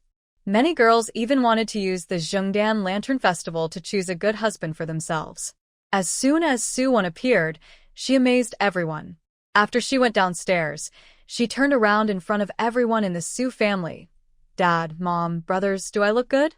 She behaved very naturally and was not shy at all. It is natural to love beauty, and showing oneself generously is also a kind of confident beauty. Wanwan is naturally beautiful and looks good in anything. Su Jing looked at his sister and felt that she should be like this, wearing beautiful skirts and beautiful jewelry every day. He secretly made up his mind to work harder to get a good reputation so that she could continue to live the life of a rich lady. Not long after she came back, she had given so much to the family. How could he live up to her expectations? Our Wanwan is the most beautiful. After another 2 years, I am afraid she will be even more amazing. Sue's mother gently pulled her daughter over and straightened the tassel hairpin on her head. The moment she appeared, Jiangyu's eyes flashed with surprise. This outfit suited her better than he thought. Su-won, don't say it. You are really beautiful after dressing up. When I make a lot of money in the future, I will buy you beautiful clothes and jewelry every day. Su-yun, a man with a casual mouth and a good body, also praised Su-won for the first time today and painted a big cake for her. Su-yi was not happy after hearing this. Fourth brother, it's enough for you to sell skirts and leave the jewelry to me. Okay, one person manages the same thing. The two brothers even divided it among themselves, which made everyone laugh. Before leaving the restaurant, Jiangyu deliberately walked behind and said to Su-won as he passed by, "It looks good. It seems that I have a good taste. In other words, he personally picked out the skirt she was wearing, and his taste was indeed good. She liked it very much, but the tone of his words was really ambiguous, so Suwon pretended to be natural and replied, I like it very much, thank you. After that, she caught up with her mother's pace with her skirt. Jiangyu chuckled and followed her. The Zhongdan Lantern Festival officially began.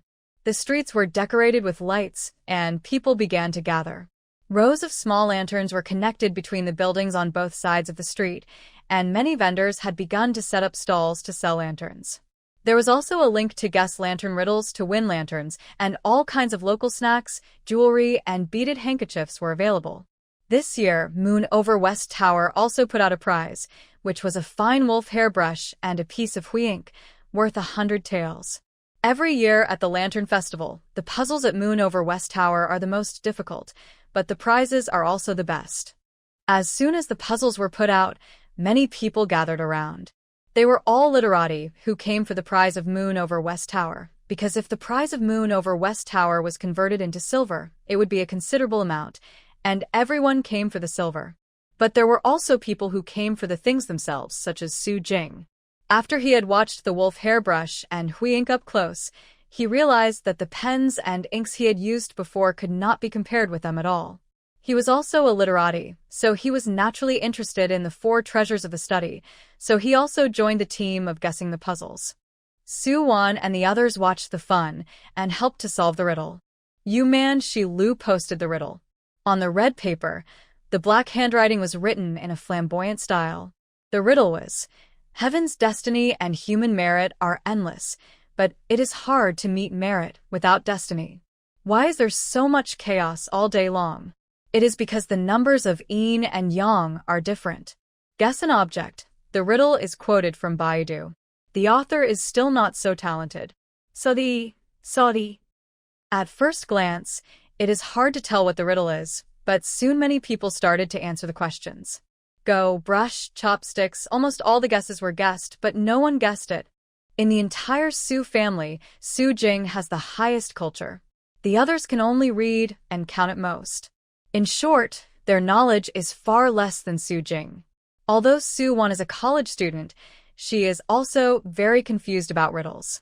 If she is asked to play homophonic puns, she is better at it. Su Jing was deep in thought, frowning. Everyone was waiting for his answer and nervous for him.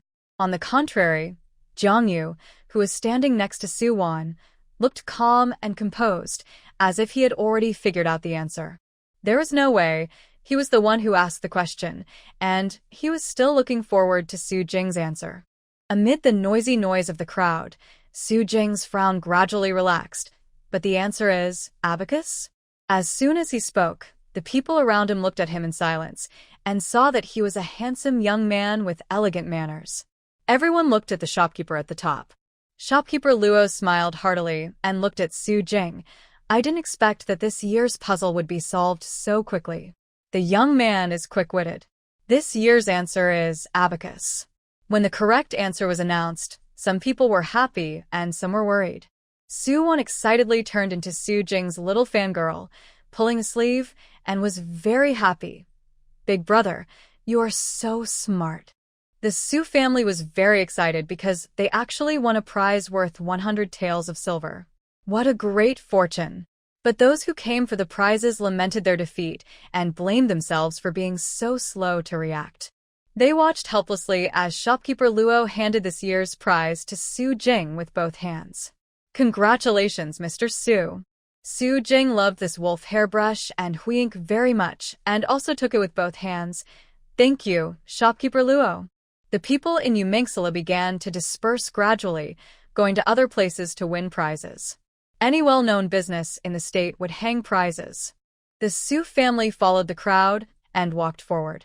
The children were new to everything. Suyin walked in front. He was wearing a light blue robe with his sleeves and a high ponytail.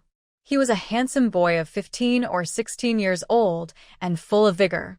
Su-yi was wearing a dark blue robe, just like his temperament, calm, gentle, and not revealing. The third brother Su-chun was wearing black. When Jiangyu chose clothes for him, He really didn't know what color would suit him. In the end, he chose this black suit. Soo-chun is a very low-key person. He doesn't like crowds and always follows quietly behind others. Colors that are too eye-catching are not suitable for him. Instead, black is the most suitable. There is a game of pitching pots on the street. If you hit 3 arrows in a row, you can choose a favorite pearl flower, but you have to pay 1 penny for each arrow you throw. Many people are eager to try, but the results are not satisfactory. The young men want to choose the favorite pearl flowers for the girls they like, but they don't have the skills. Soo-chun helped Soo-yun with work and saved 10 taels of wages.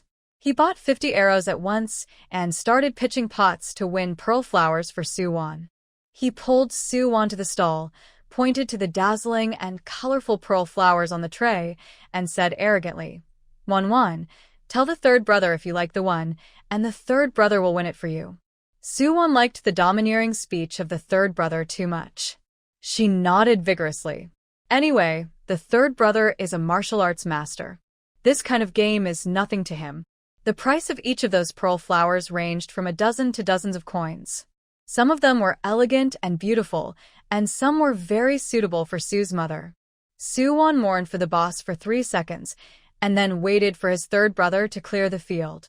Soo-chun hit the target every time, and each one was thrown into the pot in the middle, which attracted cheers from the people around him. It didn't take long for Soo-won's hands to be full of pearl flowers. When he couldn't take any more, he asked Soo's mother to pick them. The boss's face became more and more ugly. If Soo-chun continued, he would lose a lot of money. So when Soo-chun was about to add another 50 arrows, he stopped in time. "Sir, our upper limit here is 50 arrows. What do you think?" The other person's meaning was very clear. Soo-chun looked at Soo-won and asked her what she meant with his eyes. Soo-won smiled and nodded. Anyway, she had won so much, so she should leave a pair of pants for her. It's better to leave a way out for a better meeting in the future. The brother and sister gave up throwing pots and ran away with the spoils. The boss was sweating in the middle of winter. The other brothers were guessing riddles and winning lanterns in other places. They planned to win a lantern each, and then put it in the lake to make a wish. Sumu came over with an exquisite rabbit lantern in his hand and handed it directly to Soo-won. "Here you are. This rabbit lantern is for viewing and playing. The one put in the water must be a lotus lantern." After a while, Soo-yun also came running with a lotus lantern. "Soo-won, look, do you like the lotus lantern I won for you?" Soo-won certainly couldn't refuse the love from her brothers. She was as happy as eating honey, but she couldn't hold it in her hands. "Second brother and fourth brother, please help me take it first. I'll find something to put the pearls in." As she was talking, a red wooden box was handed to her. Soo-won looked back and saw that it was Jongyu. "What is this?" Soo-won asked in confusion.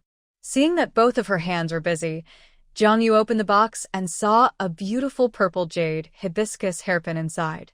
Soo's mother couldn't help but cover her mouth and exclaimed, "This is too expensive, isn't it? There was an archery competition ahead, and I thought this prize was good, so I won it for you. Didn't you say you like hibiscus? It's for you." Jongyu's excuse was quite plausible. In fact, he saw this hairpin at a glance in a jewelry store just now.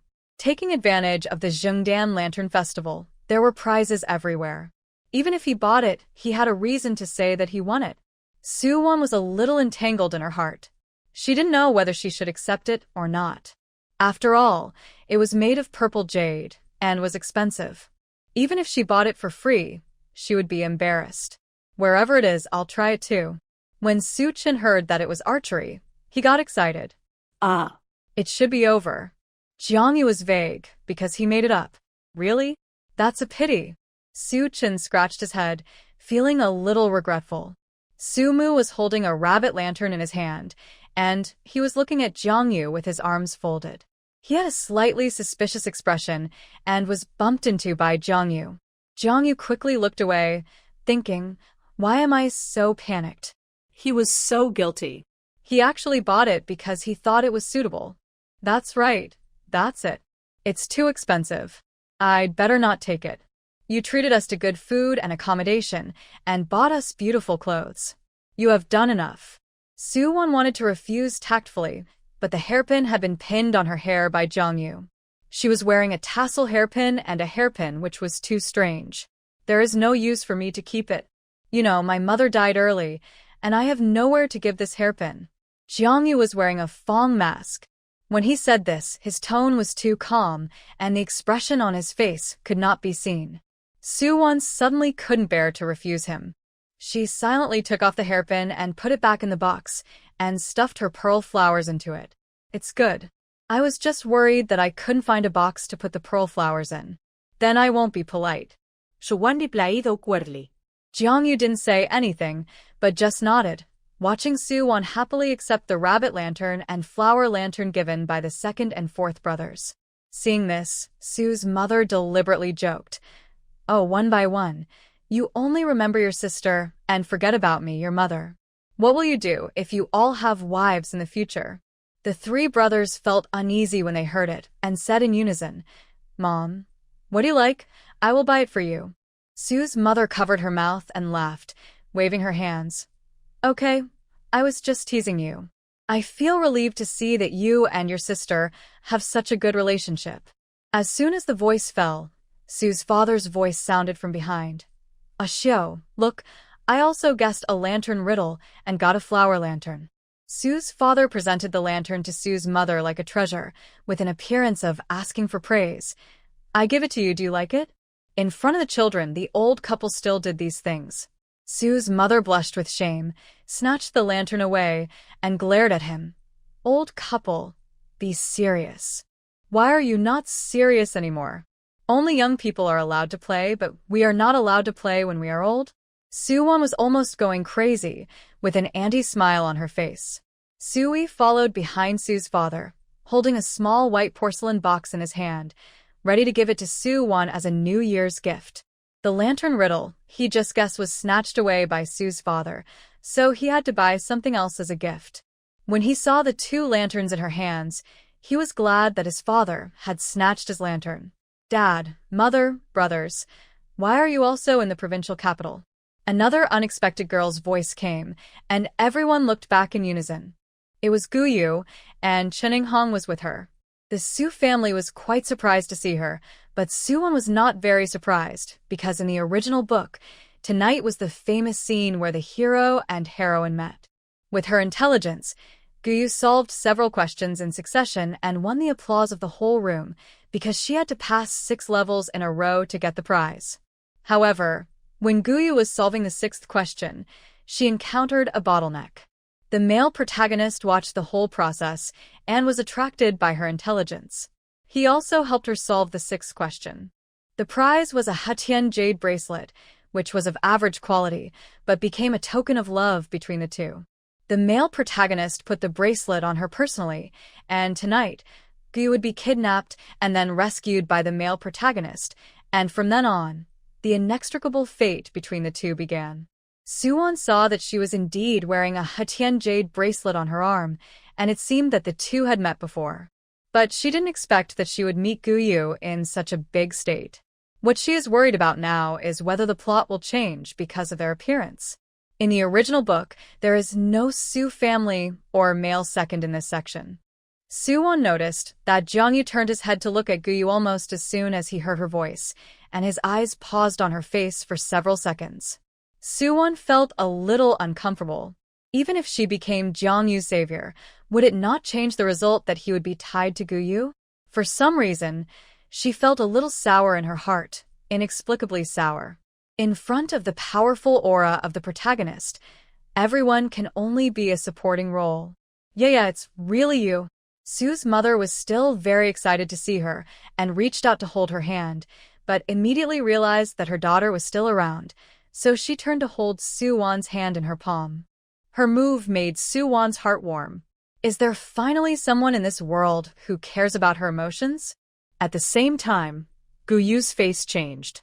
Seeing that her mother and Su-won had such a close relationship in the past, she couldn't hide her loss. "It's me. I followed my parents to watch the Lantern Festival today. I didn't expect to meet my parents and brothers. You all look so good today. Although the fabrics of their clothes are not the best, they are all dressed so well, especially the hairpin on Su-won's head. It looks better than hers. So, since the exchange, the life of the Su family has been getting better and better. Even if Su-won left the Gu family, she still lived a carefree and comfortable life. Yeah, you look good today, Tu-won. As soon as Su-yun saw Gu-yu, he smiled happily. After all, she was his sister, who he had loved since childhood. Even if she was not his biological daughter, he still remembered the affection for so many years.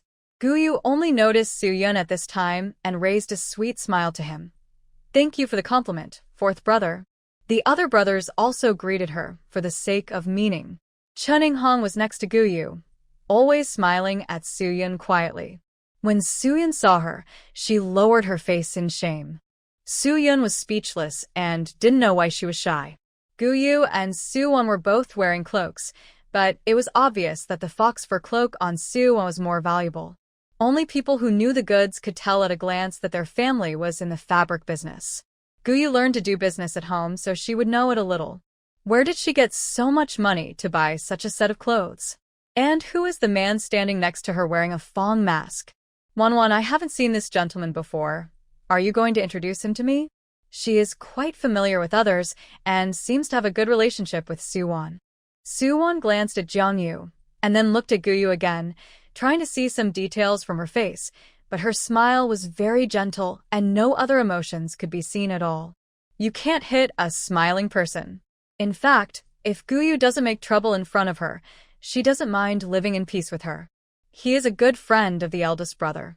Because he has pockmarks on his face, it is inconvenient for him to see people, so he covers his face. Su-won felt like she was trying to cover up something. She obviously didn't need to explain so much, but she consoled herself that she deliberately ruined Jiang-yu's image in front of Gu-yu in order to help him escape the fate of being the miserable second male lead. If everyone had a pair of sharp eyes at this moment, they would definitely be able to clearly see the 3 big question marks hanging on Jiang-yu's forehead. What the Hades? He has pockmarks? He is not to be seen by others? Jiang-yu almost laughed out loud, touched his nose to cover it up. Okay, he is not to be seen by others. Sure enough, after listening to this, Gu-yu immediately lost her curiosity about Jiang-yu and walked up to Su-won and began to look at her clothes carefully. Su-won stood there without moving, looking at her puzzledly. Won-won, you look really good in this outfit. It suits you very well. Did you buy it in the provincial capital? Which store? I want to go and have a look too. She didn't buy the dress originally, so how could she know which store it was from? But in order to prevent the heroine and the second male lead from having too much contact with it, she still smiled and answered, I forgot what it was called, but it's quite cheap anyway, and you look good in it. Su-won discovered that Gu-yu liked to wear pink and purple dresses very much, which made her look gentle and playful. Fortunately, Gu-yu didn't ask much more questions and went to chat with other brothers. When asked why the eldest brother was not there, Su-yun said that the eldest brother met a classmate and invited him to go boating. Indeed, after winning the prize of the full moon in the West Building, he met his former classmate in the crowd, so he greeted his family and went to play with his friends. This time, the 2 girls got along harmoniously, without the tense atmosphere when they first met. Dad, Mom, we haven't seen each other for half a year. Are you all right? Gu-yu held Su's mother's hand, tears in her eyes. After all, it is a father-daughter and mother-daughter relationship of more than 10 years, and it is quite sad under the atmosphere. Su-won was not jealous. It didn't matter. As long as her parents and brothers didn't completely ignore her, it would be fine. From now on, her position in their hearts is already very high. She has just enjoyed the group favor of her brothers. She is very satisfied at the moment. I will let you have half an hour. But before Su's father and mother could say anything, Mrs. Gu and her husband also appeared. A large shura field suddenly appeared on the street. Did you just call me mother? Mrs. Gu looked serious and didn't look very happy. Her words were also sarcastic, and she came to declare her sovereignty directly. On the contrary, Mr. Gu was more polite. He smiled and nodded to everyone, which was considered a greeting. He also quietly pulled the lady's sleeve, indicating that she should speak properly. Mrs. Gu pulled her sleeve out of his hand unhappily. When Guyu saw her mother, her face became stiff, and she immediately let go of Sue's mother's hand. Seeing that the situation was not right, Sue's father and mother also consciously distanced themselves from her, so as not to make Mrs. Gu even more unhappy. Mother, Guyu saw that she became very guilty and didn't know how to explain. It was Master Gu who tried to smooth things over. Well, biological mother and adoptive mother are both mothers. Yuer is filial and not a person who forgets her roots. As a father, I am very pleased. It is said that the grace of raising is greater than the grace of giving birth. This is true. But Wanwan, I am also your adoptive mother. Now that you see me, why don't you call me mother? Madame Gu suddenly pointed the finger at Su Wan. Her tone was sour, but she was jealous of Guyu. Su Wan also quickly explained herself. Madame Gu, please don't embarrass me. She didn't want to call her that. Guyu's face turned pale, and she quickly stepped forward to hold Mrs. Gu's arm and acted coquettishly. Okay, mother, this is a great day with beautiful scenery. I won't spoil the fun. It seems that I am asking for trouble and being petty. Where you are really. Wanwan has a good relationship with her family, and they have made an appointment to visit the Lantern Festival. Didn't you also ask your father and mother to take you to play? Now, your father has booked a seat on the lantern boat in Luaha. It's time to get on the boat. Don't disturb them, come with us. Mrs. Gu spoke to her daughter in a gentle tone, but she always felt that the air around her was full of her yin and yang. What she meant was that Suwon had broken up with her completely and didn't even want to call her mother, but she rushed to make a relative and disturb their family. Guyu looked at the Su family members with grievance, then reluctantly pursed her lips and followed her. Mrs. Gu loved her daughter and tried her best to meet all her needs, but she was particularly strict in disciplining her on weekdays. Su-yun hadn't even said a few words to her before she left. Watching them get on the carriage and leave, Su's mother felt a little disappointed. After all, she had raised her daughter for so long. Su-yun walked behind alone, thinking about what had just happened, because he saw that Guyu seemed a little afraid of Mrs. Gu. At this time, Chen Hong came back again without knowing when and patted Su-yun on the shoulder from behind. Su-yun was startled by her and asked her what was wrong. As a result, Chen Hong asked him to speak softly and told him that Guyu was in a bad mood, so she came to him to talk to her and make her happier. But Su-yun was very confused. Wasn't she accompanied by Mrs. Gu and Master Gu? The master was going to discuss business, and the lady felt a little uncomfortable, so she went back to the inn to rest. So only the young lady boarded the ship alone, and the lady also sent 3 servants to protect her, but she was still unhappy. Chen Hong didn't lie. However, Guyu did not ask her to come to Su-yun to accompany him. It was completely out of her own selfish desire to spend more time with Su-yun. Su-yun glanced at the family members who had already walked away in front of him. Su-won turned around to look at him. Seeing Chen Hong, she frowned in confusion. Didn't she go back? Why is she here again? Su-yun waved to her, and then followed Chen Hong away. Su-won didn't have time to stop him. It seems that he should go to find Guyu. Hey. She ran forward a little, and Su-yun had disappeared into the crowd. Do you want me to help you chase him? Jong-yu asked beside him. Then I'll leave it to you, and you must help me bring him back. Su-won seemed to have seen a savior. Guyu will be kidnapped soon, and Su-yun can't get involved. What if something happens? He has the aura of the protagonist, but he doesn't. Seeing her so anxious, Jong-yu seemed to realize the seriousness of the matter. You should keep up with your aunt and the others first and don't get lost. I will go to find Su-yun. Before Jong-yu left, he was still thinking about Su-won not getting lost. Su-won knew that if she went to look for him, she would definitely wander around the streets aimlessly and might even get lost. Jong-yu knew martial arts, and he would go to find him faster. I know, you go quickly, please. Su-won clasped his hands together, his face full of piety. Jong-yu was amused by her cuteness and couldn't help but want to reach out and touch her head. He raised his hand to the air and quickly stopped it, feeling a little embarrassed. I'll go first, you go chase them, Jong-yu said, then turned around and went to find Su-yun. If he didn't chase them now, he would really miss them. Father and Mother Su were parading hand in hand, and they were so sweet that they forgot about Su-won for a moment. When they turned around, Su-won was chasing them with her skirt lifted. Mother Su waited for her for a while. Everyone was tired, so they found a tea house to sit down and drink tea and watch a show. Jiang Yu couldn't find Su-yun for the time being. There were too many people at the Zhengdan Lantern Festival, and he was not familiar with Xiangzhou, so it was really hard to find someone. But just now they heard that Miss Gu was going to a boat party, and it was estimated that Su-yun went there, so he had a direction to find someone. As for Su-yun, Chen Hong took her to find Guyu. Guyu was still very surprised to see Su-yun. Fourth brother, why are you here? Su-yun looked at Chen Hong. Didn't you ask me to come? Oh, it's like this. I saw that you were in a bad mood, so I asked Brother Su-yun to accompany you. Chen Hong hurriedly explained with a guilty conscience. Guyu pouted, but she didn't say anything, but she was still very happy that Su-yun could come. Fourth brother, the boat tour will start soon. Let's go up together. I heard that there will be fireworks later. Okay. Su-yun agreed with a smile. When preparing to get on the boat, there were many people gathered on the shore.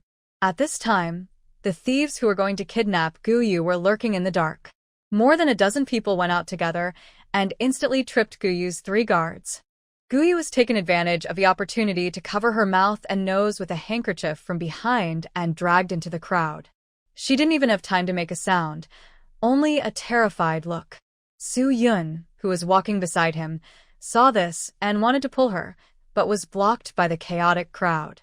Kidnapping a woman in the street, the crowd immediately became very restless.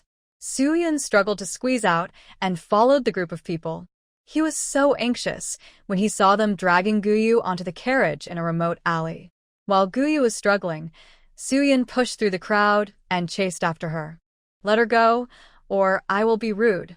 He was a young man, still panting, and people didn't take him seriously at all. Guyu looked at him with tears in her eyes. The curtain of the carriage fell, blocking the sight of the two. Ignore him, just go.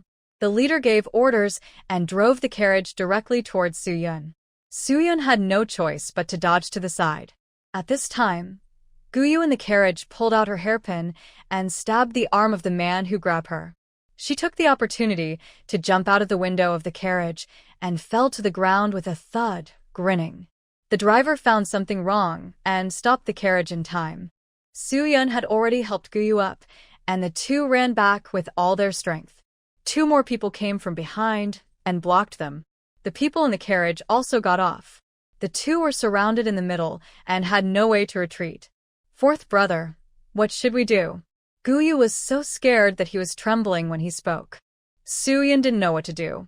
It was the first time he encountered such a situation. He could only force himself to calm down. Don't be afraid. Fourth brother is here. Boy, mind your own business. Maybe you can still survive. The leader threatened Su-yun. Their target was Guyu. Who are you? I have no grudges against you. Why do you want to kidnap me? If you are short of money, we can discuss it. My family is the richest family in Qinghe County. I am the daughter of the Gu family. You can have as much money as you want, as long as you are willing to let me go. Guyu was smart enough to delay time with them, but this group of people were obviously not here for the money. Who wants your family's dirty money? I'm here to claim your life. Your Gu family has always been arrogant and never leaves any room for others. Do you still expect others to leave room for you? You're talking so much nonsense. Why not save it for the underworld and ask the king of Hades why? The man in the lead was wearing a veil, and his face couldn't be seen at all. He held a knife and walked directly towards Su-yun and Guyu. The 2 were forced into a corner. When Guyu saw the long knife, his face turned pale and he couldn't speak. You, don't come over. Killing someone means paying with your life. Su-yun said boldly, protecting Guyu behind him. Shut up. I just want his Gu family's bloodline to be cut off and watch them die without descendants. Today, I will let you pay for my Chun Yang's life. The man's voice was cold and ruthless. His eyes were full of red bloodshot and murderous intent, and he raised the knife and stabbed Guyu. With a puff, the sound of flesh being pierced rang out, and blood flowed down the tip of the knife. Su Yun groaned and looked at Guyu behind him in disbelief. Guyu didn't know where the strength came from and pushed Su Yun out, making him completely block in front of her. Perhaps the man didn't want to kill innocent people indiscriminately. Seeing Su Yun blocking him, he deviated from the tip of the knife, but he didn't have time to retract it and was pushed up by Guyu and hit the tip of the knife. The long knife pierced Su Yun's shoulder blade. Guyu was still in fear, and her hands that pushed the man were still hanging in the air. While both of them were stunned, Guyu ran away without even looking at Su Yun. She had only one thought in her mind at the time. She didn't want to die. She wanted to live, so. It doesn't matter. Su's father and mother have so many children. If one is gone, there are still 5, and there are people to take care of them in their old age. But their Gu family only has her as a bloodline. The 2 strong men blocking the entrance of the alley grabbed Guyu and would not let her run away this time. Let me go. Please, any hatred or resentment has nothing to do with me. I am also a victim, Guyu cried, shouted and struggled, but was carried back like a chicken. The Chun Yang he was talking about, wasn't she the concubine who was executed? Because of the substitution, Mrs. Gu dealt with her privately, and this man didn't know what kind of relationship he had with her and came to seek revenge for her. The man pulled the knife out of Su Yun's body, and he suffered secondary injuries, and the bleeding from the wound could not be stopped. Boss, what should we do now? There was no intention to hurt innocent people, but in the end, he still killed people. Things have come to this point, and there's no way back at this point. He doesn't want to implicate his brothers. Take the people to the carriage and go first. Guyu's mouth was stuffed with a piece of cloth, which finally blocked her mouth and made her unable to speak. In the end, she was thrown into the carriage. Su Yun sat down against the wall, dying, and had no strength left. He could only watch Guyu being taken away. He never thought that Guyu would do this and push him to the edge of the knife with her own hands. He could block the knife for her. He volunteered to protect her, but Guyu's behavior was too selfish, which made Su Yun unacceptable. Voluntary and forced were 2 completely different things. At this moment, his eyes were full of despair and helplessness, and the blood from the wound kept flowing. He was afraid that he would have to confess here. Boy, I didn't mean to hurt innocent people. It was you who insisted on seeking death. On the road to the underworld, you can't blame me. If you want to blame your nominal sister, who is selfish and self-centered, just like her parents. The leading man threw down a paragraph, got on the carriage, and drove away. The alleyway returned to silence, and the streets outside had also returned to peace. The Gu family had already reported to the police, and the government had blocked the city gates. Su Yun fell to the ground. His eyelids became heavier, and fireworks exploded in the sky. Even if someone kidnapped a woman in the street tonight, it would not be able to ruin the Lantern Festival tonight. When he completely collapsed, Jiang Yu finally appeared. He found Su Yun, who was dying in the alley. His light blue robe was soaked with blood. They had been separated for only half an hour, and he became like this now. Jiang Yu found a pill on his body and fed it to him. Hold on, I'll take you back. Jiang Yu simply picked up the man and carried him sideways and quickly returned to Yueman West Tower. As soon as he arrived at the shore of the cruise ship, he heard that someone had been kidnapped, and the cruise ship was forced to stop operating, and the government began to clear the area. He searched around the place but couldn't find anyone, so he went to the alley and found the injured Su Yun. Su Wan and the others were watching a play, and they didn't expect such a big thing to happen in such a short time. If Jiang Yu hadn't asked someone to report the news, they would never know. When Su Wan heard that his 4th brother was injured, he jumped up from his seat. What's going on? What's going on? It's only been a short while, and he's injured? When Su's father and mother heard that their son was injured, they were also very anxious, and the family hurried back. Back at Yueman West Tower, Su Yun was still being treated. Jiang Yu asked a doctor to help him stop the bleeding, and Su Mu went in directly to help. Basins of blood were brought out from the room, and everyone was terrified. Su's mother covered her mouth, and tears flowed silently. Ah, Xiao, don't be afraid. Xiao Yun is a blessed child. He will be fine. Su's father comforted his wife. Soo-won was also anxious and walked back and forth. Soo-chin gently grabbed her, who was uneasy. Won-won, don't worry, just wait. Soo-won was speechless in her heart. She thought that the worst result was that the fourth brother and Guyu were kidnapped together and then rescued by the male protagonist together, which would not affect anything. Who knows? Since Soo-yun was injured like this, what is the situation on Guyu's side? If something happened to her, wouldn't the plot be completely messed up? However, it is highly unlikely that she'll be the heroine after all. Besides, if something happened, it had nothing to do with her.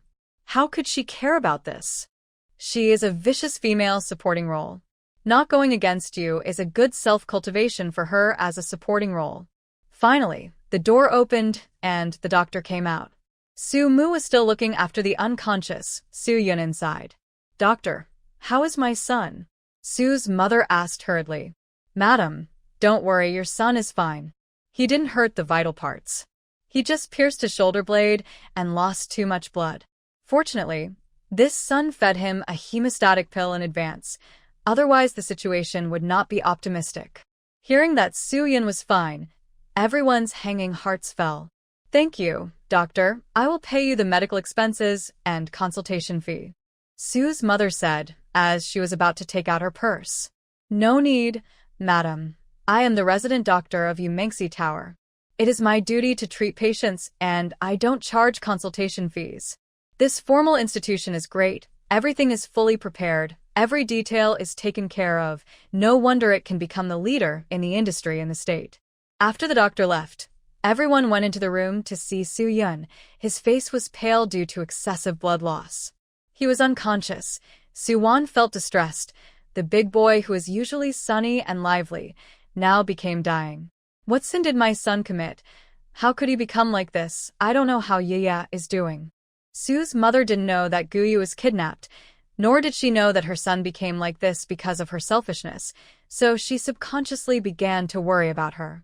She was kidnapped, and the government officials were already looking for her, but no news has been received yet. Jiangyu answered Sue's mother's doubts. What Soo-won found incredible was that Jiangyu actually took the initiative to pay attention to this matter. He knew so much about it, so he must have sent someone to get the news. This made Soo-won think more. It was just a one-time encounter, but was he so concerned about it? When the Soo family heard that Guyu was kidnapped, they all took a breath. How could such a thing happen? Not long ago, she looked fine, but in the blink of an eye, she was kidnapped. Those kidnappers must not do anything bad to her. The Gu family is a big family, and it is not ruled out that the crime was committed by a mortal enemy, or it may be an enemy of the Gu family who came to cause trouble. Soo-won knew why Guyu was kidnapped, and she could only remind them by analysis. Now, no one can help, and Soo-yun is still unconscious, and no one knows what happened. It doesn't matter. According to the plot, Guyu will be safe soon, and not even a hair will be lost. It's just a pity for Soo-yun. He was injured like this, and it was none of his business. Soo-won felt a little guilty. If she hadn't suggested coming to the Lantern Festival, this wouldn't have happened. At night, Soo-mu personally took care of Soo-yun all night until he woke up the next day. Soo-yun opened his eyes and saw the familiar tent roof and Soo-mu dozing off beside his bed. He weakly shouted, "Second brother." Soo-mu slept lightly and woke up soon. Seeing that Soo-yun was awake, the first thing he did was to feel his pulse. "Fourth brother, are you feeling better?" Soo-yun hummed and muttered. "So I'm still alive. I almost thought I had confessed. It feels good to have survived a disaster." Seeing that he was stable, Soo-mu went to inform Sue's mother and the others. Sue's mother and the others also did not sleep well all night, worrying about their son and Guyu. Soo-won and the others heard that Soo-yun had woken up, and they all went to his room. The room was filled with a strong smell of Chinese medicine, and Soo-mu was feeding him water. "Son, you scared me to death." Sue's mother wiped away tears when she saw him. Soo-yun forced a smile, and Soo-won's eyes were sore. This is her own brother. How could she not feel distressed? "Mother, I'm fine. I made you worry. I'm glad that you're okay. I just hope that you children are healthy and safe." Sue's mother held Soo-yun's hand, and tears dripped on the back of his hand. By the way, Yun, isn't Iya with you? You had an accident yesterday, what about her? I heard that she was kidnapped, and there has been no news until now. Sue's mother was also concerned about Guyu's safety, so she asked Su Yun what happened yesterday. Originally, Su Yun was still smiling. When he heard the name Guyu, he thought of everything that happened yesterday. After she pushed him to the front to block the knife, she turned around and ran without hesitation, so decisive. His heart couldn't help but ache. Under such he was disheartened at the moment. Su Yun's eyes were red. He didn't even want to cry after being stabbed so hard. It was really disappointing. It was not that he was unwilling to block the knife for her. At the critical moment, he would protect her without her saying anything, but she chose to push herself up without hesitation. This proved that his position in her heart was as light as a feather, and he could give away other people's lives at will. He closed his eyes in despair and shook his head. Yesterday, we had a conflict with that group of people. At the critical moment, she pushed me to block the knife for her and took the opportunity to run away. As a result, she was caught by the group of people. I was seriously injured and had no strength to chase her. I only knew that she was taken to a carriage. Fourth brother, what did you say? Was it because she pushed you that you got stabbed? Only Su-won grasped the key point. Su-yun nodded and acquiesced. Su-won was so angry. She really didn't expect that Gu-yu would be so selfish. Facing the brother who raised her since she was a child, even if he was not her biological son, the feelings she kept talking about were so fragile and vulnerable, right? How could it be? Aya didn't seem like such a selfish person. Su-chun was a little bit unbelievable. Let alone him. No one in the Su family except Su-won was a little bit unbelieving. Su's mother looked at Su's father blankly. Papa Yun, are you sure it's Iya? Mother, how could fourth brother joke about such a thing? Don't ask so many questions. He feels the worst. Su-won knew that Su-yun was really upset at the moment. His love for Guyu was obvious to all. The more he cared, the more disappointed he was. That's right. How could Su-yun joke about such a thing? He loved Guyu the most. When he was still at home, he couldn't bear to see her suffer any grievances. However, this happened to him, and he was also the saddest one. The deeper the feelings, the deeper the... Su's mother sighed, and her heart was also blocked. She didn't know what to think. How could it be like this? Guyu was a child that she had watched grow up. How could it be? The faces of the other brothers were more or less disappointed. Su Jing only found out about this matter when he came back last night. He didn't comment on the truth today, but he was too disappointed with Guyu in his heart. If Su-yun gets into trouble because of her, the kind that cannot be reversed, then the brother-sister relationship between them will be over. It was only now that she realized that they were not the same kind of people, and even if they were married, they could not be a family. In the future, it would be better to have less contact. Guyu's action became a thorn that pierced the hearts of the Su family and was difficult to pull out. The deep love between brothers can be abandoned. What if it is replaced by others? Jiangyu came in and saw that everyone was there, and he also brought news. Since you are all here, I will not tell you one by one. There was news from the Gu family. Miss Gu returned safely at midnight last night. It is said that she was rescued by someone, but it is not clear who rescued her. The gang of thieves has also been arrested, and Mr. Gu is already in the court. His spy brought the news that Guyu was kidnapped in the street, which ultimately damaged her reputation as an unmarried woman. The Gu family must have kept it secret. They didn't take the Su family seriously, so why would they take the initiative to pass on the news? Upon hearing the news, none of the Su family members showed joy, but all of them looked thoughtful. Everyone stopped disturbing Su-yun's rest.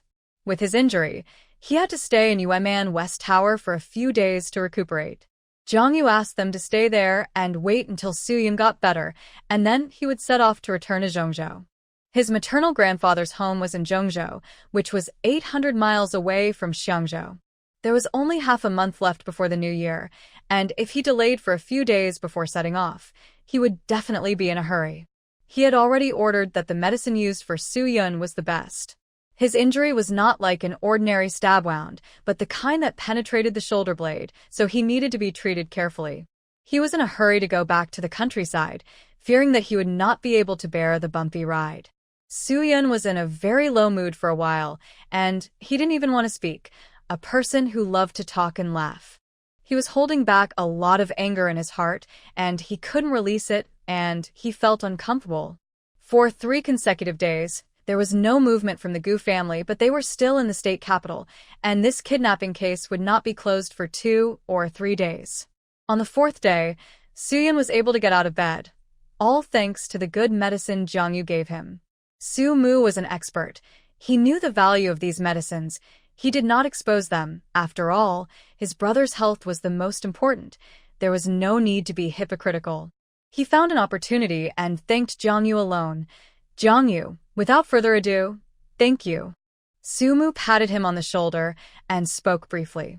Jong-yu knew in his heart what he was thanking him for, and he was even more brief, with just a as his answer.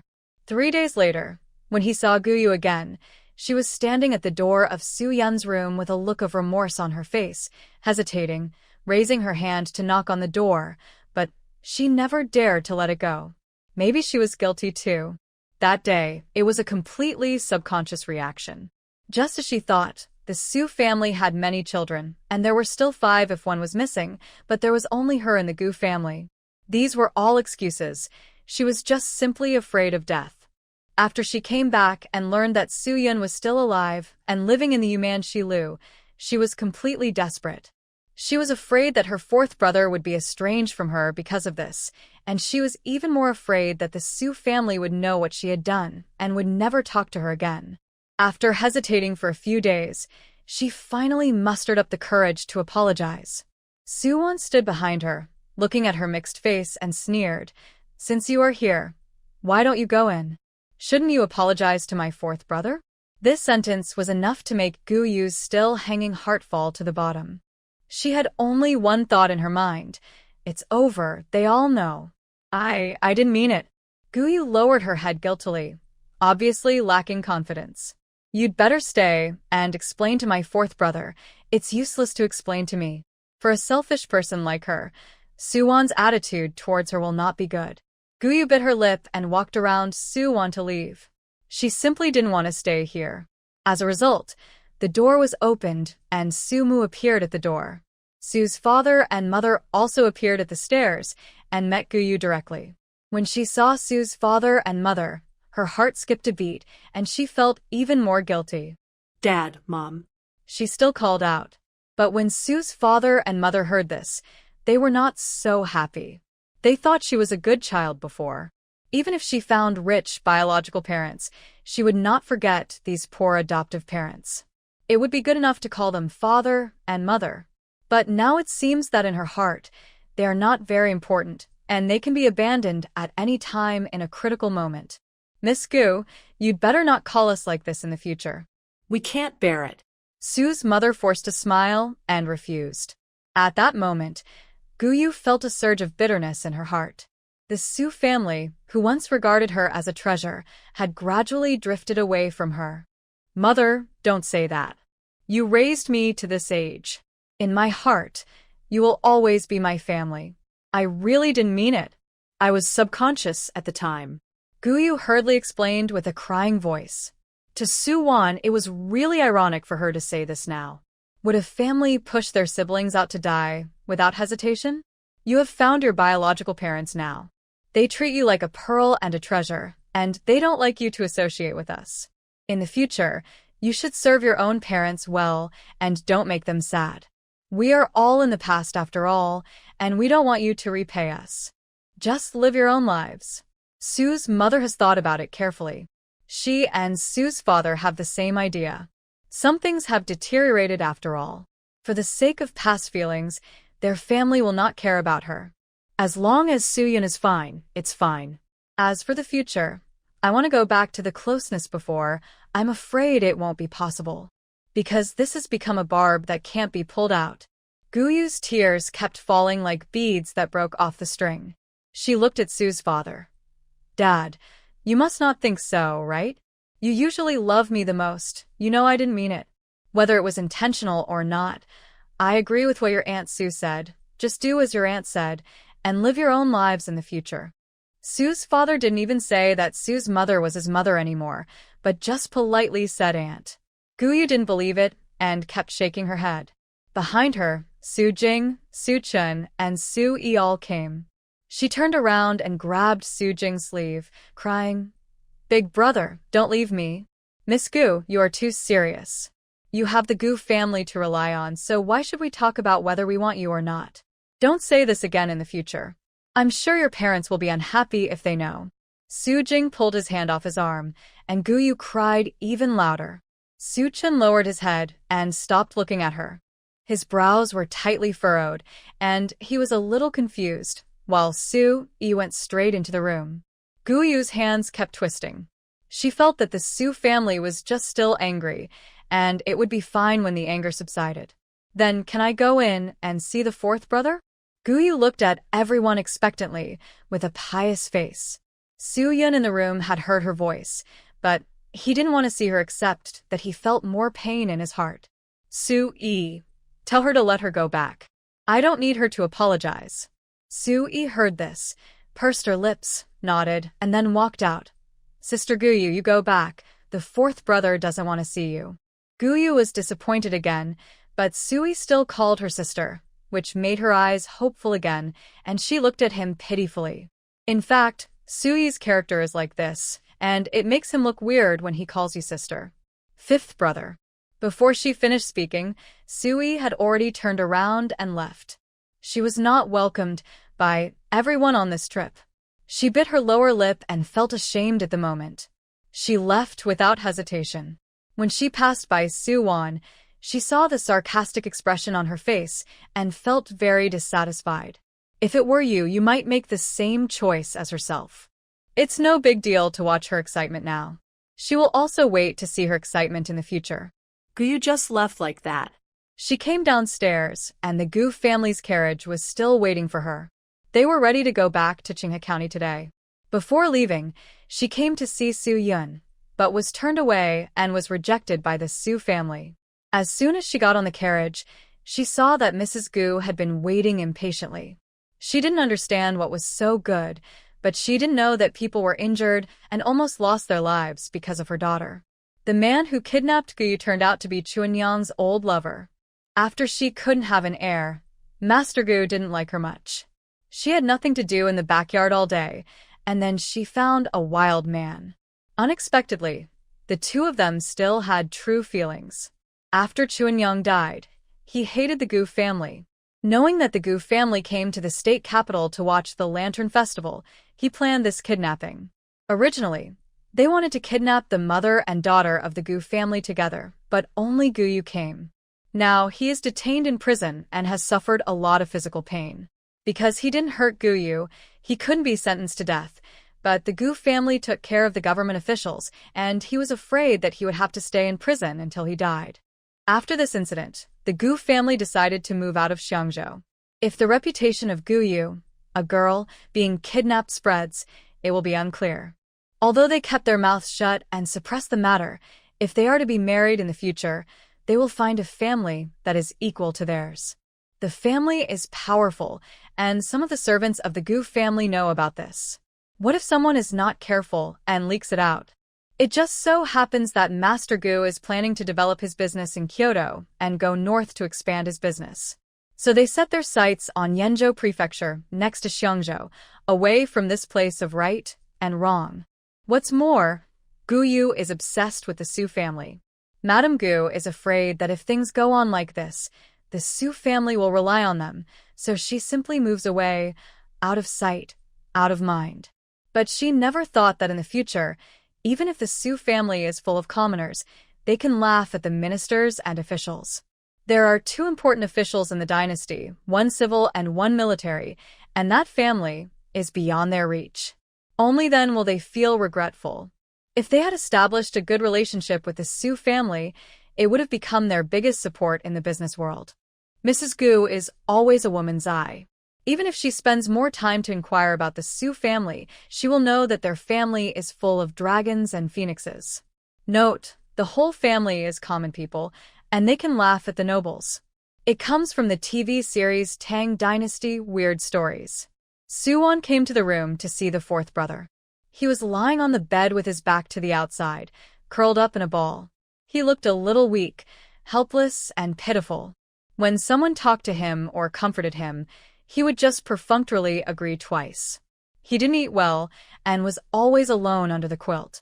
It's only been a few days, and it feels like he has lost several pounds.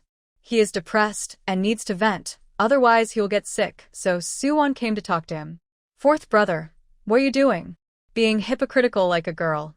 Is it necessary? She still knows him a little bit. This kid is prone to provocation. Sure enough, Soo-yun turned over slowly, afraid of pulling the wound, and then looked at her with resentment. Suwon, my wound is still painful, and you can't wait to rub salt in it. What's the matter? You want to avenge me for what I did to you when you just came back, right? Didn't I apologize to you? Suwon suppressed her laughter and raised her eyebrows. Who said I was taking revenge? You know, I tell the truth. Who is being hypocritical? Nonsense. I was just not feeling well. Soo-yun didn't admit it.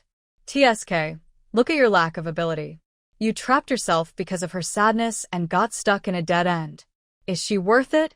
What she did to you is not worthy of your selfless brother-sister love for him. Soo-won continued to provoke him.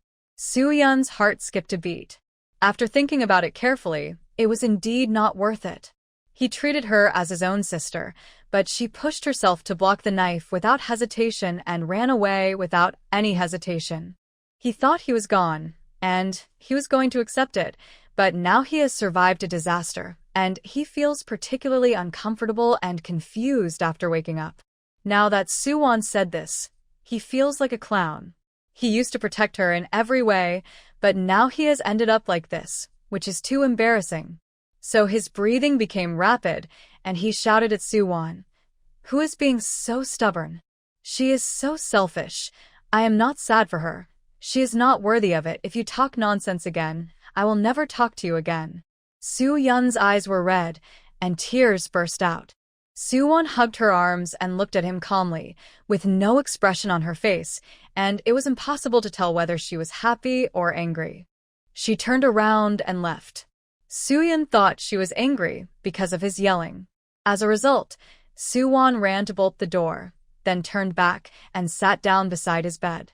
Soo-yun looked at her, and his originally angry face became a little confused. Hey, if you want to cry, just cry. It's not shameful. Anyway, you haven't reached adulthood yet. What are you afraid of? You are still a child. Don't worry, I won't tell the fifth brother and the others. You will feel better after venting, but you are so depressed all day, eating poorly and not resting well. How can this disease get better quickly? I remind you, if you don't get better soon, Yumanshi Lu will have to recruit other kitchen workers, and there is no reason for them to wait for you. If you miss such a good opportunity, do you still want to open a restaurant with booming business in the future? Didn't you promise to contract all my skirts in the future? If you don't have money, I see if you will slap me in the face. Suwon chattered a lot. Soo-yun calmed down, his mouth flat, and tears fell like beans. He finally couldn't help it. Actually, I just don't want to believe it. I can't understand why Yaya made such a decision. Why can she leave so resolutely after hurting me? Since she was 2 or 3 years old, I have always taken her to catch chickens and play with dogs in the village. She is just a little follower. She has been behind me since she was a child. She and I have the best relationship among all the brothers. We can talk about anything. After knowing that she is not my biological child, I couldn't accept it for a while. Because of some of her words, I said a lot of bad things to you, targeting you. Now think about it, I really deserve to die. I will never forgive her again.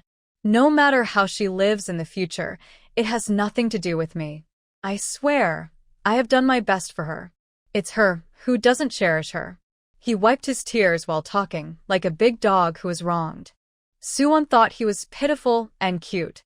Just say it, and finally complained about her, which made her laugh to death. Hey, your snot and tears are mixed together. Aren't you ashamed? Suwon took a handkerchief and wiped his face. Her face showed disgust, but her hands did not show disgust at all. Suwon, you just said that crying is not shameful. You are a hypocritical guy. Soo-yun took her hand away and laughed out of anger. Seeing him smile again, Soo-won was relieved. It's okay to be relieved. Heart disease is more difficult to cure than external injuries. I don't think he can let it go in a day or two. Give him some time, and he will get over it. I had a dish of steamed fish with lotus at noon. It would be better if I could sprinkle some of your soy sauce on it. The taste is still too light. Soo-won led the topic to food. After listening to it, Soo-yun felt a little hungry and swallowed his saliva. He could only drink porridge these days, and he didn't eat much. Now, after crying, he really felt hungry. The steamed fish with lotus is very light. He can eat it. Really? Bring me some to try. He wants to eat. Good news. Soo-won immediately stood up to order him something to eat. Before leaving, she wrung out a wet towel to wipe his face. Come on, wipe it clean. If the fifth brother sees it later, he will laugh at you. Soo-yun took the towel and looked at Soo-won's bright smile. The emptiness in his heart was instantly filled. Soo-won is so nice. She always silently helps them solve their problems. After the lotus steamed fish was served, Soo-yun ate 2 bowls of white porridge. Soo's mother looked at the scene with relief. It's good that he can eat. I'm afraid he won't eat. That would be troublesome. It's time to go back after 2 more days of rest. Jiang-yu also came to say goodbye to them, saying that he would leave Xiangzhou for Zhongzhou tomorrow morning. He was afraid that he would not be able to stay any longer. Yes, they've been delayed for a long time because of their affairs. To be honest, if it weren't for Jiang-yu, no one would know that Soo-yun was in that alley. Not to mention, he also arranged food, clothing, housing, and transportation for them, and gave Soo-yun the best medicine. So, he was also repaid for saving her life, and he didn't owe the Soo family anything. Soo-won decided to cancel the previous promise. Jiang-yu no longer owed her a favor. Through Soo-yun's matter, he had repaid her. If he still talked about saving his life, it would be a bit of moral kidnapping. But he was leaving, and he was in such a hurry that Soo-won didn't have time to return the jade pendant to him. After Soo-yun was full, he went to bed. Everyone left the house. Soo-won had just returned to her room when Soo-yi came to her. He still had a gift that he hadn't given away. Because of Soo-yun's matter these days, no one was in a good mood. Now, he just found an opportunity to give her the gift he bought. Fifth brother, do you have something to do with me? Soo-won was quite surprised to see Soo-yi as soon as he opened the door. I have something to give you. Soo-yi smiled gently, and his tone was also very gentle. Fifth brother, come in and talk. Soo-won made way for him to come in. As soon as he closed the door, Soo-yi sat at the table and took out the small white porcelain box hidden in his sleeve and put it on the table. What is this?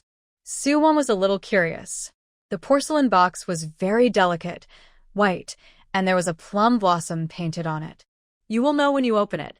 It was the first time Soo-yi gave a gift, and his face was red, afraid that Soo-won would not like it. His brother-sister relationship with Soo-won was very real now. He felt that Soo-won had paid a lot for the Soo family without any regrets, and he should treat her well. Soo-won opened the box and found it was lip balm, but the color was pink, a very dead color, but Soo-won was still very happy after receiving it. I looked around and felt that this color was more beautiful, pink and tender, very suitable for your age. 수입 라인ет. This lip balm was bought in a decent cosmetic shop and it cost 2 taels. When he bought it, he thought it was more beautiful, a big straight man. This guy bought the unsaleable goods in the cosmetic shop. Most girls can't handle this color, so no one buys it at all. He saw it even when it was placed in the corner. It looks good, I like it. Soo-won immediately dipped a little with her finger and smeared it on her lips. If she wasn't white enough and her looks were not bad, she really couldn't hold it. After applying it on the lips, you can still see whether it looks good or not, whether it is stunning or not. Soo-yi thinks it doesn't look good and doesn't suit her very well, but she still looks like she likes it very much, which is really giving face. Wan, do you want to look in the mirror yourself? If you don't like it, I can buy it for you again. He himself also thinks it's a little ugly. The voice gradually weakened. No need to read it, as long as it is given by the fifth brother, I like it. Soo-won's main point is to give face. It's good to have it. It's also a thoughtful thing, which is better than nothing. In fact, after so long, she is not as afraid of her ending in the book as she was at the beginning. You have to walk your own way. As long as you don't do evil, even the law can't check you. Why should others criticize you? Just have a clear conscience. Sui nodded and smiled knowingly. After staying for a while, he left. Jiangyu happened to meet Su-won at the door of her room. He stood at the door and smiled at Su-won, tilted his head, and motioned Su-won to come out. Su-won came out, and she just happened to have something to say to him. Sha? Jiangyu smiled very charmingly. Su-won nodded, and then Jiangyu took her to a place. It turned out that there was another floor above the Yueman West building. There was a staircase leading upstairs through the secret door, which was about 7 or 8 meters high. After going up, there was a terrace pavilion. Standing on it, you can overlook part of the buildings and streets of Xiangzhou Prefecture. It was really amazing and beautiful. Jiangyu lit a charcoal fire in the pavilion, and there was tea on the table. The fragrance was overflowing, and there were very delicate snacks. He was quite good at enjoying life.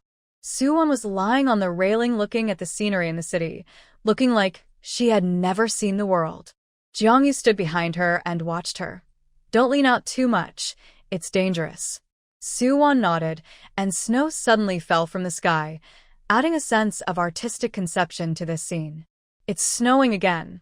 This snow is considered light. If it were Kyoto once it snowed, it would be heavy snow.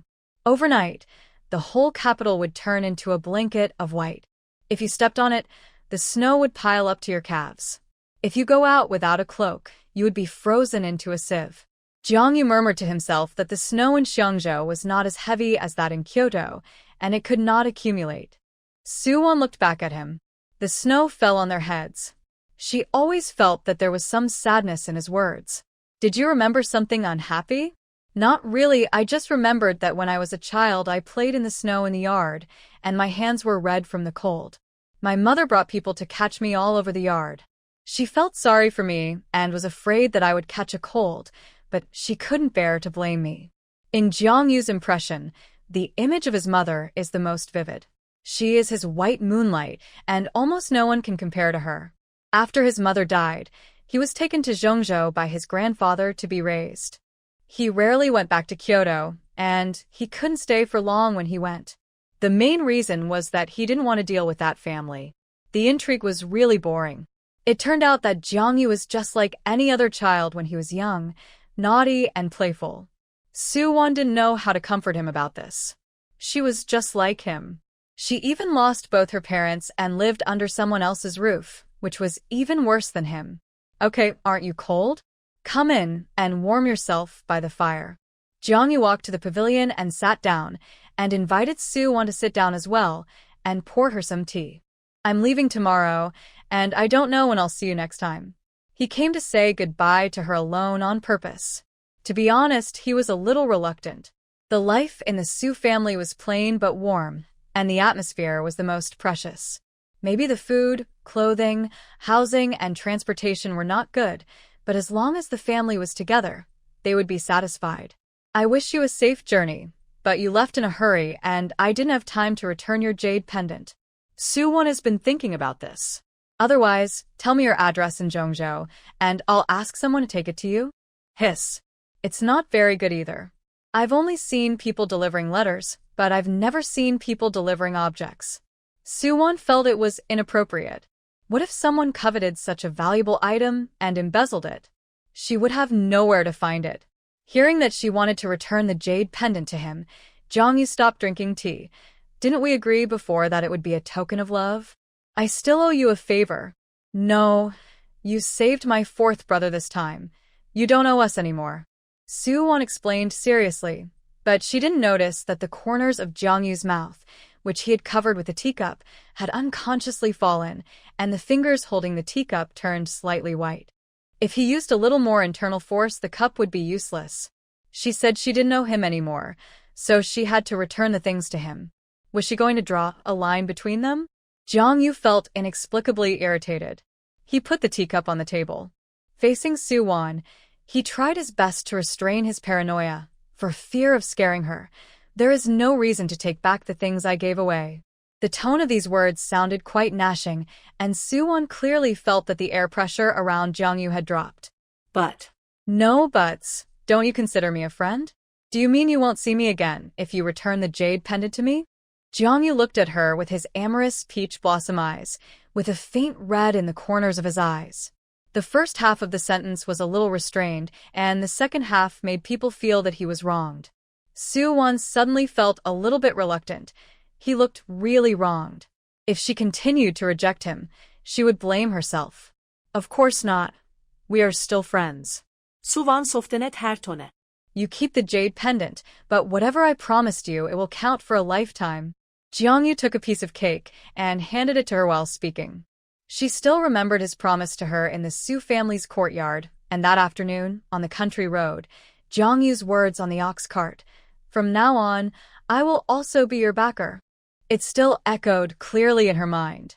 Soo-won would be lying if she said she was not touched, but she was a little afraid to look directly into this guy's eyes. His eyes were too serious, which made her flustered. Reaching out to take his snack, she accepted what he said. Jiangyu finally smiled again. He just didn't want to have anything to do with her anymore. The two of them ate snacks and drank tea upstairs, watching the scenery, chatting from time to time, sitting opposite each other, and the years were quiet and good. The next morning, Jiangyu said goodbye to the Su family and was about to leave. He wore his Fong mask, his sword, and a horse, nothing else. Except for Su Yun, who was inconvenient, all the Su family members came out to see him off. Su's mother waved to him reluctantly. You must come back to see us often when you are free. Andy treats you as one of our own. She really regarded Jiangyu as her son. Since she knew that his mother died early, she felt even more distressed for him. Well, it's cold outside. You should go back soon. Jiangyu was riding on a horse, and Jong Yunha was still waiting for him outside the city. He looked at Soo-won alone and said to her, I'm leaving, see you.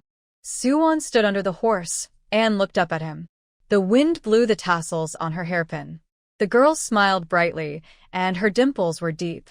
Although there was no sunshine in winter, it made people feel warm. Goodbye, and have a safe journey. Jiangyu rode out of the city on horseback. Horses were not allowed to be ridden in the city, so he just controlled the horse to leave slowly. Everyone watched him from behind until he disappeared in the crowd and around the corner. Jiang Yunha's carriage was waiting outside the city. He sat in the carriage waiting boredly, thinking that this kid had been delayed for several days. Jiang Yu found him after leaving the city and laughed at him for being a master of the generation, but he didn't ride a horse and just huddled in the carriage. Jiang Yunha shrugged indifferently. I'm old, not like you young people. I'm also afraid of the cold. His carriage was also pulled by 2 horses. He didn't take his BMW with him, but left it to Su Chen. It was kept by Jiang Yu's people in the county. When the time is right, he will have someone give the horse to his good disciple. A few years ago, he chose this horse and kept it all the time. He treasured it so much that he even gave it to his apprentice, with great pain. You should come in too. Don't get sick from the cold at such a young age. It will be hard to bear when you get old. With his hands in his pockets, he doesn't look like a hero at all. He is just an ordinary, lazy, middle-aged man. Jiang Yu was not hypocritical. He gave the horse to his guard to ride, and then got into the carriage.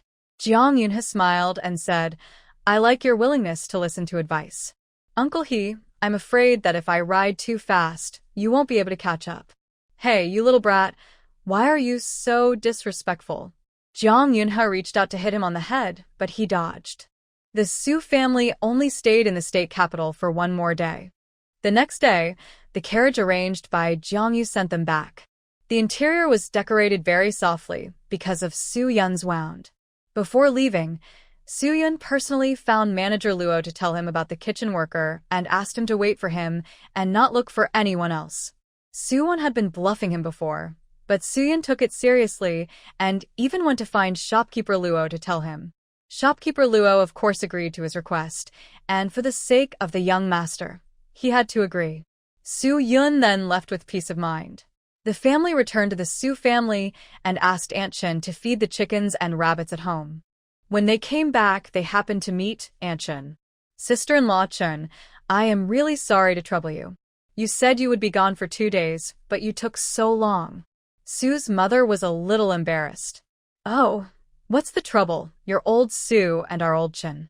It's so nice, isn't it my duty to help? Aunt Zhao is quite nice.